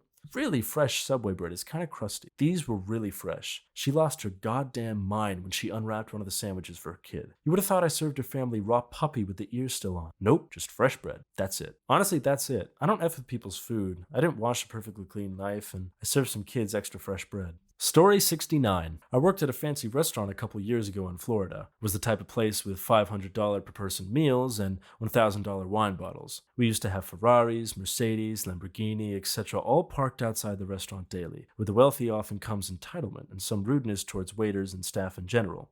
Maybe it's the growing up with nannies and having maids and assistants. Anyways, this one night, we had the group of wives who were all dining out. Their bill was at least $5,000 and they were slightly tipsy. We served dessert and cappuccino, and as we're walking away, this one woman grabs my coworker's wrist hard and pulls him down towards her and says, "This spoon is filthy," and proceeds to tell him that maybe he should come to her house to get a lesson in polishing from her maid. You would fit right in. As it's Florida, lots of the staff was Latino. Even a lady of two was, but mostly it was white Karens. Anyway, he put on a big smile and goes into the back to polish the spoon.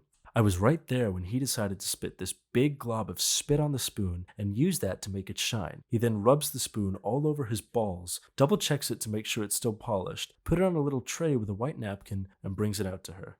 She literally says, I knew you would figure it out. And proceeds to stir her coffee, put the spoon in her mouth, slowly sucking off the coffee, and smiles at him. I'd never see anyone do anything gross to food before, and never since. And I've been in this business a long time. It's one that I'll always remember, but in my experience, it's a rare thing to happen. Story 70. If you're a jerk, trust that you've had spit and other matter on your food and drinks. I was a chef for many, many years. It's my pride and joy to send out nice plates no matter what anyone does. Expect to get sacked if I see you tamper with food. Most of the people in the food industry are like me. I said most. A friend of mine said he'd outright spit on people's food when he was a waiter during uni days. Another guy said he once rubbed a steak on the floor. His lady sent it back 3 times wanting it crispier, then saying it's too burnt. Send another.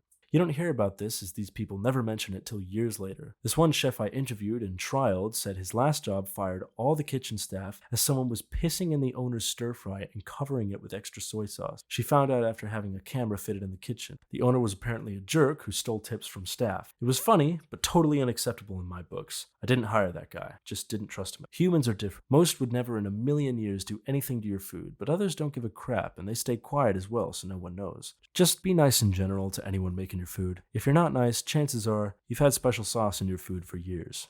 Story 71. Worked at a restaurant for 6 years. Literally never saw anyone do anything nasty to customers' food, and we even had some former convicts who worked in the kitchen. It was an unspoken rule. Hell, I once had a cop pull me over and ticket me. I was speeding, but it was because my boyfriend at the time was super sick and had to go to the ER. He asked me why I was speeding. I apologized and told him the truth. I didn't expect to get out of the ticket because I knew I was in the wrong, but he was a complete jerk about it and accused me of being mouthy and rude. Apparently me being apologetic equals rude. I was also late for work that particular morning. So after the ER and the ticket fiasco, I got to work. Like an hour later, the same cop came in with fellow cops for his birthday lunch. They were seated in my section. I, of course, waited on them like normal, but jokingly vented to one of the cooks about what happened. The cook completely jokingly asked if I wanted him to do something to the food. I would effing never. I was like, don't you dare. And he laughed and said, I would never do that, but he's still a jerk. Unrelated moral of the story, I shouldn't have sped for that former boyfriend because he was actually a complete jerk and not worth getting a ticket for. He also wasn't as sick as he was pretending to be, he was just a drama queen. The closest I ever saw to that is one time a coworker was wrapping up someone's food and some fell on the floor, and she thought about picking it up and packing it up anyway for a split second, and I was like, I can't. And she got a manager to discount their bill instead and got a cook to make them a full new order and apologize for dropping some of their leftovers. I believe it happens, but it sure as hell never happened where I work. Oh, I did have a jerk who would come in and order soup and would condescendingly tell me to make sure it was piping hot. He would say, do you know what piping hot means? He was so rude. So one time after he complained it wasn't hot enough, it was steaming hot, I nuked it in our industrial microwave until it was literally boiling. He actually seemed to appreciate that. I thought it was nasty. I had a coworker who was charming as hell, and once a customer rudely asked her why her finger was so close to the plate she was carrying, her thumb was on the side of the plate but not touching the actual top of the plate/food, she thought fast and said, oh, because I already dropped your steak on the ground once, so I wanted to be ready to catch it if it falls again. She was so ridiculously charming that the customer just laughed and told her, you win that round. Story 72. Worked in fast food as a teen. Always stuff going on, usually nothing bad. Me, dropped food on the floor, picked it up and served. Not a daily thing, but it happened. Others, pissed in the pickle bucket. Others, spitting on food. Only served this once from a female that despised this particular person for some reason. Me and others, purposefully made orders wrong. Not proud of it, but I never did anything terribly bad. But I did witness a few gross things. As an adult, I look back and wish I handled it different. Not that it's the question from the OP, but the food industry is full of effing, ass-grabbing sexual harassment. It's worse, or better, than being in a fraternity at college. If you want to get laid, work in the food industry. Everyone F's everyone. Story 73. I worked as basically the only cook at a restaurant for 2 years. The owner and I took turns cooking, and she gave me the lion's share of shifts, only hiring temporary help to cover my vacation. And I would deliberately go way out of my way to baby whiny customers' food. Since it was an open kitchen, more often than not, it kind of shamed them into appreciating it. I would also personally deliver refires to ensure it looked right, and specifically would wait till they tried to return it to the kitchen, mostly because I'm unflappable as F and didn't want servers getting abused for my mistake. I only had 2 people return a refire. One was definitely because I effed up again and I had the boss cook it a 3rd time and comp the table, and the other was just an old grumpy man that wanted to win. He got comped and I offered him money to buy food elsewhere. Trust me when I say that watching him eat a secret load or spit steak had absolutely nothing on watching the fruitless, vain hate die in his eyes as I genuinely and sincerely tried to make his night better by offering to buy his meal elsewhere because I couldn't please him. Kill him with kindness and care, for hate cannot comprehend compassion. Story 74.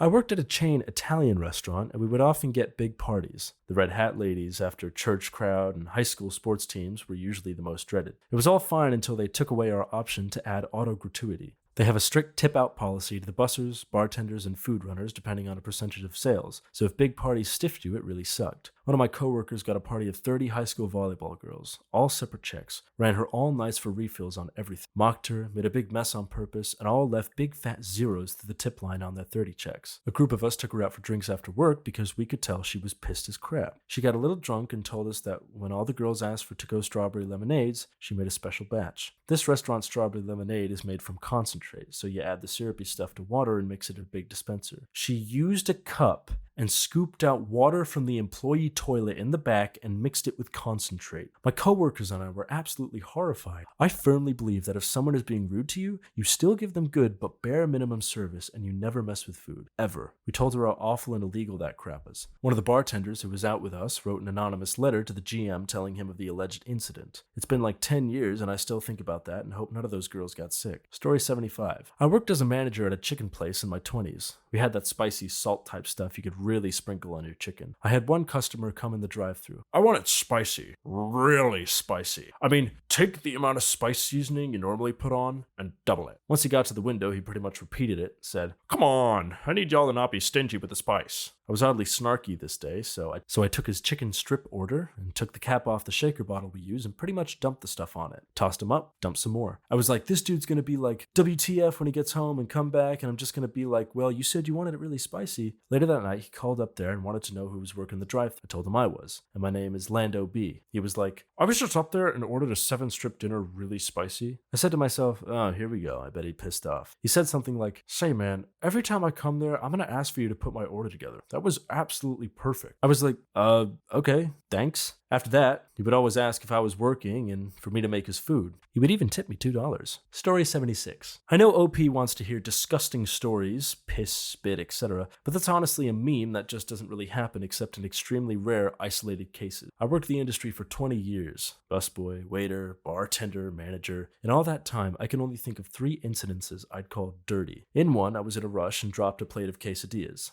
2 in the weeds to wait for a remake. I dusted them off and replated them. In another, a customer ordered the filet mignon extra well done. The cook figured once that overcooked, she'd never tell the difference. So he put the filet to the side for himself later and burnt her a cheap sirloin. The third one was the only really effed up one. Customer was super whiny about her latex allergy. Walked her ass back into the kitchen to get in everyone's face about it before she even sat down to order. We used nitrile and didn't even have latex in the house. Cook got pissed and laid his glove on top of her steak while it cooked. It melted and stunk up the whole kitchen so bad we had to shut down a bit. He got fired. Story 77. I'm definitely late to this, but not a restaurant worker, although I worked in the meat department of a grocery store. I'd worked there maybe 6 months, around 16 years old. Some woman was being a total jerk to me, telling me about how much to cut her meat and how we had effed up in the past. She ended her rant by saying, I'll be back for the meat when I'm done shopping. Do you understand? Like I was an idiot. Anyways, I was cutting her meat. It was like a steak or something that just needed to be cut into cubes, something simple. And my manager at the time came over and he said, "You know what we do to jerks like that?" I said, what? He proceeded to swipe all the meat on the floor, kick it around where the drain was. Floors in meat departments are drained because we spray everything down. After he stomped on it near the drain, he literally whipped his chicken out and pissed on it. I was in utter shock. I also told him that I wasn't going to touch it because he just pissed on it. He said, "Don't worry, I'll be glad to complete a request." He picked it up, finished cutting it, wrapped it in our brown paper, and waited for her to come. The only thing that kept me from feeling bad was the fact that the meat had to be cooked. Maybe she cooked it all out. Story 78. Oh man,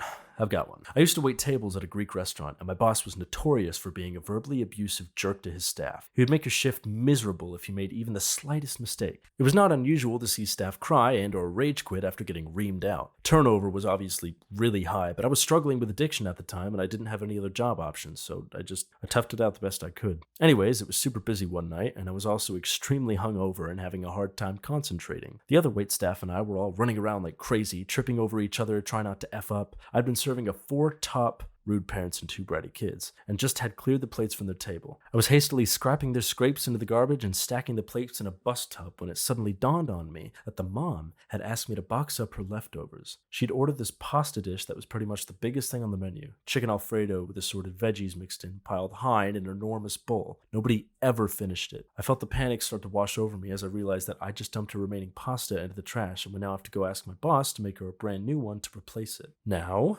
I'm not proud of what I did next, but at the time, it seemed like my best option. Before anyone else could see what I'd done, I grabbed the to-go box off the shelf and immediately scooped the lady's pasta out of the trash with my bare hand. It was sitting right on top, so I was able to get most of it in one large handful. Unfortunately, if you ever worked on a restaurant, you know that the garbage cans are basically pig troughs filled with a disgusting assortment of mixed up table scraps, soiled napkins, broken glass, used straws, squeezed limes, and all sorts of other foul refuse. I guarantee you there were things in that to-go box that were never on that lady's plate. I spent a few seconds sculpting the mound of noodles into a symmetrical shape and picking out the obvious bits of trash, things like partially eaten French fries and grains of rice pilaf. It wasn't pretty, but it still seemed like a preferable option to admitting my mistake to my boss. All I could do was close the lid, put the box in a plastic bag, and pray that she wouldn't peek inside when I brought it back to the table. Thankfully, she didn't. I spent the next couple of days worried that she might call the restaurant and complain after finding a maraschino cherry stem in her leftovers, but nothing ever came of it. I was eventually fired for showing up to work drunk. Story 79. I've witnessed a cook drop something on the ground on accident and try to put it in the window to go out. I just looked at him and threw it away. We were getting bent over at the time, but you gotta have standards. I also worked at a little bistro/dinner place, and I dropped a burger bun on the ground, and when I hatefully threw it away, my manager told me I could have just put it back on the grill for a few seconds and it'd be fine, and I shouldn't have thrown it away. I laughed it off as a joke, but the way he looked at me told me he was serious, and I just stopped and I said, "You'll have to fire me first." For me personally, I usually know if I made something well or not. If your portion was too small or big, if the modifications on your food were correct, if the server took the wrong food to the wrong table, if the other line cooks made that item and they just don't give a crap.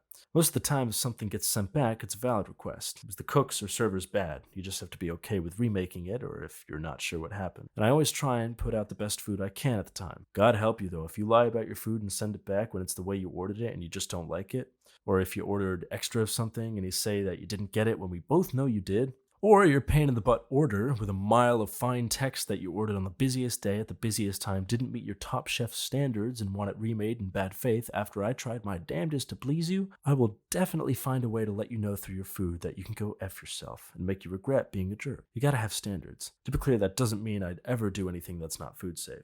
Story 80. So all these are pretty tame. And I think I may actually horrify some people with this admission, but whatever. It's been more than 20 years. I was a server and a bartender at an old spaghetti factory chain Italian restaurant, similar to Olive Garden but cheaper. The restaurant had a thing where every entree came with bread, soup, or salad, a drink, and a cup of ice cream for dessert, all for around $10. This was the 90s. This attracted a lot of cheap people and a lot of repeat customers, and there was one woman who'd come in multiple times weekly and always act rude as hell and never tip. She explained to other servers that she was on a fixed income and couldn't afford to, which, although being a bullcrap excuse I wouldn't even get into here, wasn't even close to the problem.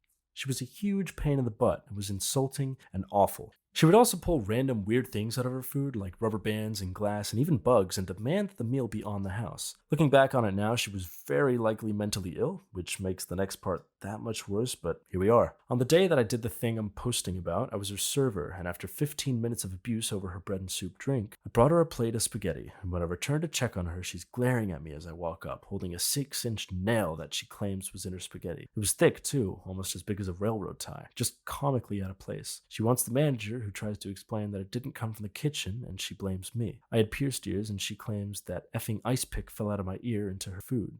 She gets comped and demands her ice cream. F this. I decide I'm taking my revenge. I'm not proud of this, but OP asked for the worst, so here you go. I grabbed a little ice cream cup and I shove it into my pants. I'm a larger dude, and I was sweating that. I put it inside my underwear and wear it like an athletic cup. I go out, fill her coffee, and let her know the ice cream is coming right out. When I pulled it out, it was glistening and damn near steaming, and the ice cream started to melt as soon as it hit the sides. I brought it to her, set it down, and walked away. There was no bill, so she ate it and left, but I went to clear the table. The dish was empty. Yeah, I know. Story 81. When I was 16, I worked at a fast food restaurant. These two drunk jerks come in 2 minutes before close and order 3 double cheeseburgers each. My grill was clean, along with the rest of the kitchen, because we all wanted to go home. So while I'm wrecking my clean grill cooking 12 hamburger patties, these two gifts to humanity were harassing the cashier, who also happened to be my girlfriend and future ex-wife. At that point, I was pretty mad. I never messed with anyone's food before, but these guys had it coming. I put the 12 patties on the 6 bottoms of the buns, and then took my spatula and proceeded to dump every drop of grease from the grill onto the meat. These were the heaviest double cheeseburgers of all time, and there was no way they would be edible. I bagged the order myself and walked to the door. I handed them the bag as they walked out and locked the door behind them. These guys were so wasted that the lesson was probably lost on. But here it is for all of you. Be careful when trying to hit on a girl at a restaurant. Your boyfriend may be the one making your food, and I promise you, you don't want to eat what he makes you. Story 82. I'm sure you've all seen the movie Dirty Dancing. Back in 1985-ish, I worked at the restaurant location called Mountain Lake Lodge here in Christiansburg, Virginia. One night it was slow, so I was the only waiter there with no management and one mean cook. The table sat down and the woman ordered the salmon with hollandaise sauce. A good meal unto itself and very popular. But the man's wife was not impressed with it. The fish came out undercooked, so I took it back to get her something else. After I served this lady a different meal, another couple comes in, and although the restaurant was empty, for some reason the hostess sat them down at the table next to each other. The man orders a steak and his wife orders the salmon. I placed the order, went back to the kitchen 5 minutes later to retrieve my meal, and saw the new table steak and had my old plate of salmon from the previous table. I asked the chef, "Where's the salmon I just ordered?" He says, "Right there." As a young kid, just happened to have a job that paid disgusting money for my age because it was a 4-star restaurant. "Chef, that was the meal I just served to the last table, and the lady took a bite out of it." He took some fresh hollandaise sauce, covered up the portion that was chewed, and told me, "Take that plate out to the table or you will lose your job."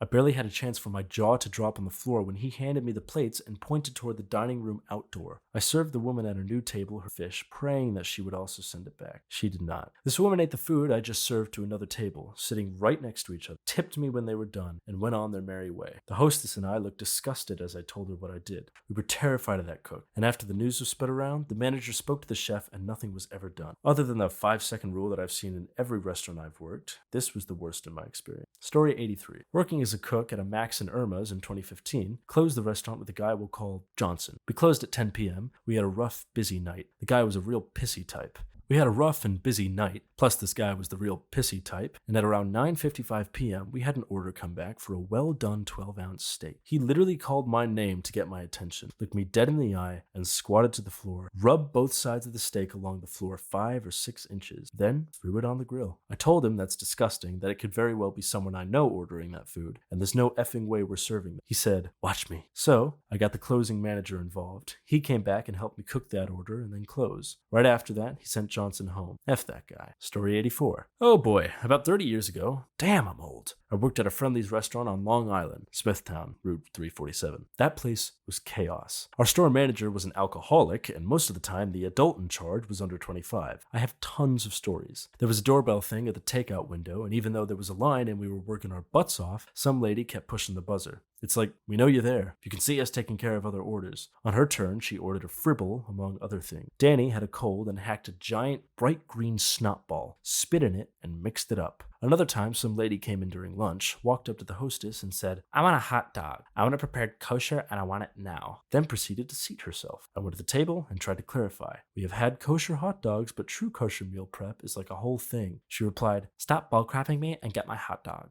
I told the cooks and they took her hot dog, played a little soccer with it, and then Tommy took it and shoved it down in front of his pants. literally rubbing it on his dick and balls. They threw it on the grill to warm it up, and that's how it was served to her. Story 85. Not a restaurant, but a gas station / fast food place. Sheets for people in the know. And it was me. I punched a customer in the face. My last shift ever. Was on coffee duty and would drop coffee to go make food when needed. 'Twas the morning of New Year's Eve. Side note, I gave my notice in August, but stuck around through the holidays. Thank God I did, because a month later, I found my cat in the parking lot. Anywho, New Year's. Breakfast rush of people traveling or grabbing stuff to heat up later when they're drunk or chugging coffee because they were partying already and hungover. I was making coffee, hazelnut, for a woman that would demand a whole new pot of coffee every morning. Even if it was in the process of brewing when she came in, she would demand a new one because there was no proof we used fresh grounds. They are 3-pot carafes, so she was a pain. I worked there 3 years though and knew her, so let the hazelnut run out until she got there. Saw her, waved, pointed at the fresh bag. She smiled so sweetly for an absolute monster of a woman, but whatever. She goes to get her cup ready at the coffee bar portion. I turned back to the coffees. A man, out-of-towner, approaches. He asks where this giant 50% off the coffee space bar. He asks where the giant 50% of the floor space coffee bar is. It's my last day. I'm annoyed.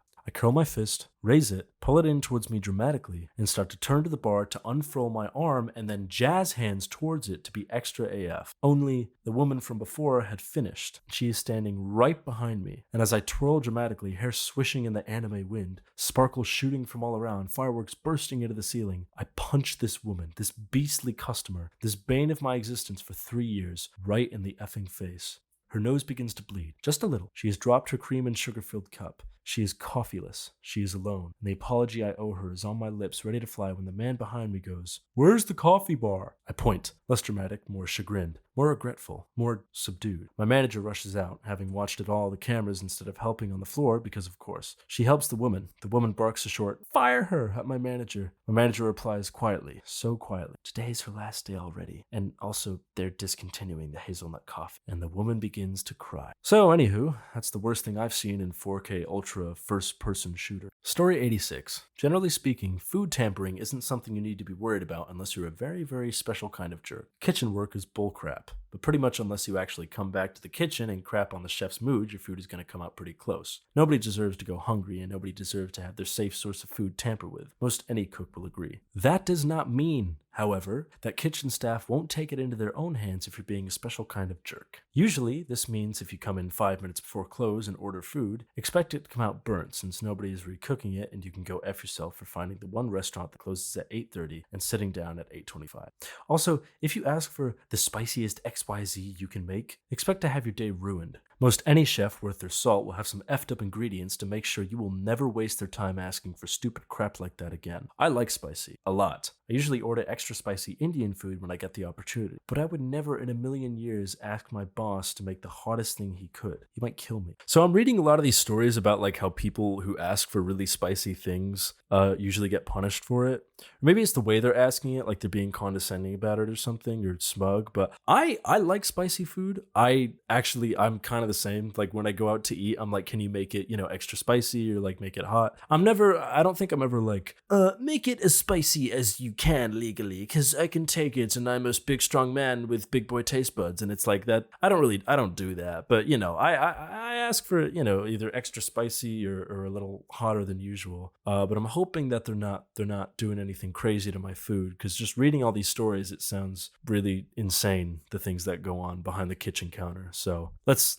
hope. Story 87. I worked at a tiny, family-owned pizza joint for a few years. The owner was one of the sweetest and most giving ladies I've ever known, so obviously that means people took advantage of her constantly. God. Morty. Oh, God. I gotta read Reddit stories, Morty. One guy in particular would show up uninvited and walk right into the kitchen and give unsolicited business advice and such. The owner was just too timid and polite to say anything. I'm sure it violated a health code or two on top of being supremely irritating. Anyways, he would eat for free all the time, and he would even bring people with him occasionally so he could flex this incredible ability to get free slices of pizza at a small restaurant in a crappy neighborhood. He did this so often and with such fanfare that I had customers ask me if he was the owner on several occasions. He quickly became the bane of my work existence. Get a scratch, hold on.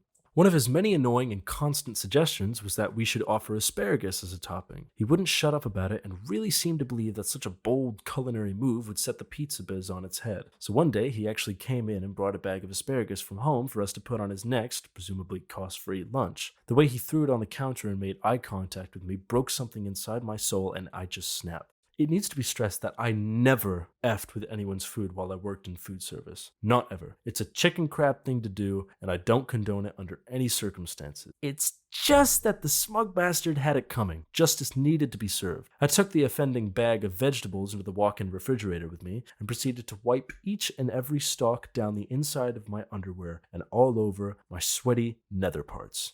I really took a few minutes and got way up in there. No stone was left unturned. I then calmly and politely completed the arrogant dip crap's order with a smile on my face and a song in my heart. I understand that the oven undoubtedly killed any germs and rendered my efforts essentially pointless, but I didn't care. I gotta watch the bastard eat his pizza and go on and on about how amazing it tasted. It was my disgusting and petty victory, and no one could take that away from me. I ended up telling some of my closest coworkers what I'd done a few days later, and between the smiles and high fives, nobody seemed upset by the severity of my actions. Story 88. I used to work at a pizza place. If you don't tip, we will shake your soda. However, if you don't tip and consistently, like 5 times a week for weeks on end, order in the last 15 minutes of operating hours to the edge of our delivery area, meaning we have to be there 30 plus minutes longer after close than would otherwise be necessary, well, we took a medium dough, slapped it out to a large, undersauced, used the stale sauce from the rim of the sauce bucket for their sauce cup, used 1/2 of cheese, 2 is normal, and put about 15 pepperoni on their single topping pepperonizza. We only cut the crust and indented the rest so the entire pizza was still in one piece while looking cut. According to the driver, they had their windows rolled down at the dead of winter the whole way with the lid open. It was ice cold when it got there. I didn't answer the phone that night because, sorry, we're closed. Story 89. Didn't really have many negative orders to be made at the pizzeria I worked at. I worked at a Walmart deli when I was attending college full time. Probably one customer that stuck out was when he wanted his deli meat shaved. I cut a slice and he said, good, but thinner if you can. So I go thinner, though it was so thin that the slices were coming out at like half slices because it was cutting so thin, paper thin. Getting close to cutting this guy his pound of meat, which was taking forever, he started to get visibly irritated. And after cutting the meat, he said, "You must be pretty slow and stupid because you were taking way too long to do this." As I went to hand it to him, I moved past his hand and dropped it on the floor. "Well then go F yourself, sir." He ran to my supervisor and tattled on me, saying I was very slow at my job, taking my time, and it was extremely rude what he said to me. My manager comes and does his rounds, checks paperwork, temperatures, etc. He pulled me to the side and into the cooler and asked me if I disrespected a customer and swore. Yeah, he had an attitude and called me a arsler, so I returned with the same respect. Oh, okay. Probably would have done the same thing, to be honest, if they're that much of a jerk. Just try to cut down the language. He pulled me to the side and into the cooler and asked me if I disrespected a customer and swore. Yeah, he had an attitude, and he called me stupid, so I returned with the same respect. Oh, okay. I probably would have done the same thing, to be honest, if they were that much of a jerk. Just try to cut down the language. I returned to work with zero discipline. Story 90. Worked at a Wendy's before and saw a lot. Had one friend who would put pickles at the bottom of people's Frosties if they were whiny, so that they would eat the entire thing and have probably left before realizing that there was a pickle in it. Another friend was dealing with some annoying kids, middle school age, who asked for extra ketchup, so she filled their entire tray with ketchup so there was more ketchup than food. Turns out, they decided to open all the packets and put them under the toilet seat in the bathroom so they spray everywhere when you sit down. Apparently, they kept coming back and there were a bunch of back and forth like that, but I don't really remember most of it.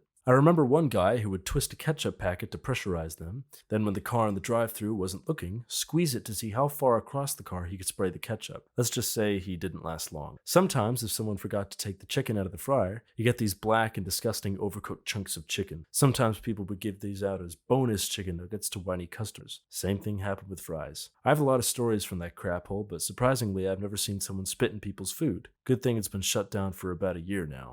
Story 91. I just want to say anyone that would actually consciously do something to someone's food that could be hazardous to their health has absolutely no moral ground and shouldn't work in the industry. Being mad that someone wants your food should never lead you to spitting or pissing in or, God effing forbid, rubbing their food on your genitalia. That being said, the absolute worst thing I've ever seen done to a customer's order was a few years back. I worked at a Casey's, making the best pizza on this rainbow marble we call Earth. My coworker made a pizza that is at best sacrilegious to the pizza name. There was no coast to coast on this pie. There was only a handful of sausage, thrown in the style of what I can only assume is blindly after being spun around 10 times, bent over with his forehead on a baseball bat, and a chaotic spray of mozzarella. The customer also wanted pepperoni. They got some pepperoni. It wasn't where I would have put it, but they got it. To top it off, he cut it like an a-hole. I mean, literally, there was a small anus in the center of the pizza because he misaligned the cut. Somehow, some way, they didn't ask for a refund. Maybe they didn't trust us at that point. Only the Lord knows. Story 92. I've worked as a chef at 5 to 6 different restaurants owned by different companies for pretty much my whole working life. The two worst things I saw was in my first job fresh out of college. The head chef dropped a day's servings worth of cooked meat on the floor that was covered in bits of food and footprints, and proceeded to pick it up and put it back on the tray it came from and served it the rest of the day. The second one was in my last job. This is one of the many reasons that made me quit. The head chef had left, and I was in charge for about 4 to 5 months until a new head chef finally applied to work there. I felt good that I could have some weight taken off my shoulders and less responsibility. He starts working there, and everything seems fine until about a month in, where he started to try and save every last bit of food that was past its sell-by date and relabel and reuse it, to the point where everything was rotting in some way or another. I'd have enough when I found fresh water prawns that were extremely smelly and sticky. I showed them to him and said I refused to serve them, as by this point I had been pointing out to the owner of the restaurant what was happening, and he was not bothered, so I had had enough and decided to tell the head chef myself. He said, "Just wash them off, they're fine. We'll mix the sauce with them and no one will know." I threw them out and left for the day. Quit about a month later and found a new chef's job where I'm working now. Standards are 100 times better than my old day jobs. Story 93. I win. I always win this question. I hate that I always win this question. When I was barely 18, I worked as a waitress for a place that serves a lot of pancakes, as I went to school out of state and they were the only one who held my job for me, and I couldn't afford not to have one. Anyway, I saw many things done to food. I fixed anything I saw, and or I told the manager. I eventually noticed nothing was being done, and it wasn't the safest place to be a young, non-confrontational girl potentially messing up the older, rougher veterans that worked there. This is a place where there were fights. Some of my coworkers were arrested on shift, and eventually I realized our general manager was a barely functioning drunk. Zero experience with alcohol before that. I still have trouble identifying when someone is under the influence. Also, sexual harassment was super common, even from management, and my sheltered, stupid pre-Me Too brain did the best I could with that information, but I overlooked a lot. All that to say, I did what I needed to do at the time. I would have done things differently now, but anyway, the list from the very common to least common. 1. Microwaving really old pancakes to serve as new pancakes. It will temporarily make them soft, even if they were previously hard as rocks. 2. Picking up food off the floor and putting it back on a plate. 3. The spitting and licking of things.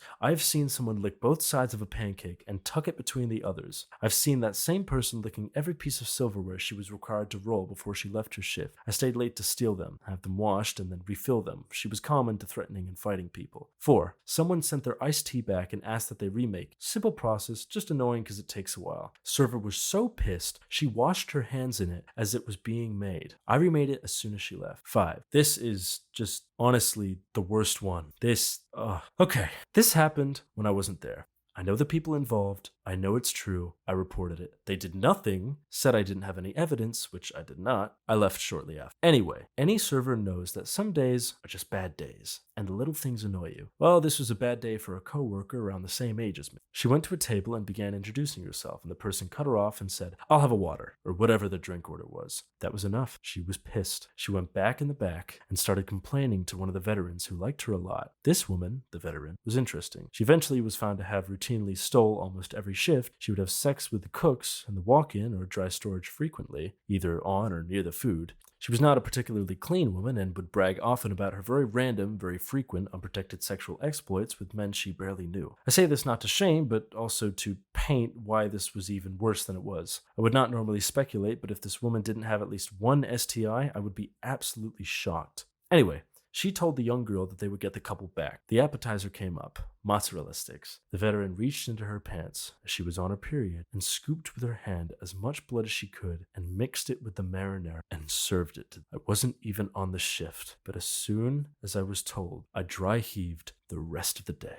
I told management. They said they were appalled and would handle it. She did eventually transfer to another store, but I don't think it had anything to do with it. To this day, I have never ordered mozzarella sticks from anywhere, and I have never eaten at that restaurant chain. The restaurant itself has completely new management and possibly owners. The previous owner was genuinely insane. I feel sick. But back to burying this in the recesses of my mind. Story 94. I was serving drinks at a cruise ship on the Danube. I was still a newbie, around 1 to 2 months in. I'm a slow learner. Small ship, one of the last ones with wheels on the sides instead of propellers. Point is, tables are put tightly together. So, one night there are these rich folks from Kazakhstan, all in suits and dresses. They ask for a round of beers. I take their order. I come back with a plate full of beers. I begin circling their table, putting a beer in front of them one by one. My first mistake. Then, out of nowhere, a customer from the next table decided she wanted to stand up, right next to me. So much so that she pushed me with her elbow. The plate went swoosh, and all the beer landed on the Kazakh customer's table and laps. I panicked. I did not know what to do. I ran away to get help cleaning it up. This is my third and fourth mistake because I even forgot to say I'm sorry. After around 5 minutes, one Kazakh customer decided he'll talk to the manager. Let's call him Daniel. Daniel was told that I was incredibly rude and unprofessional, and he wants his suit fixed now. He also wants an apology from me, which he got, but he did not accept. Seriously, we went over it like 5 times. Say you're sorry. I'm sorry, sir. I did not intend to put beer all over you. Well, of course, now you say it. How do I know it's a sincere apology? It is. Eventually, he calmed down, and Daniel promised him the ship's company will pay the cleaning of their clothes. At the end of the shift, Daniel pulled me away and gave me some advice on how to deal with kinds of customers. Story 95. Not a restaurant worker, but it still applies. Years ago, I worked in the seafood department grocery store where, among other things, we steamed shellfish to order. Shrimp, lobster, occasionally clams or scallops. Had a guy who would come in about once a week or so and insist that his shrimp be spicy. Now, we put Old Bay on them on request, that was fine, but no matter how much we put on, he would insist that it wasn't enough. That would have been fine, except he began getting belligerent and insulting. I was young, temperamental, and I honestly had enough of being called a stupid honky. So, being that we're in a grocery store, I went on a shopping spree. Bay leaves, curry powder, jalapenos, hot sauce, you name it. The next time he came in and said I'd better have them spicy enough, or else, I dumped everything I could onto a pound of shrimp. They were damn near breaded in spices. The smell when I finished steaming them was indescribable. I gave him the bag, and he sniffed it up and seemed satisfied for a change. But I never saw him again.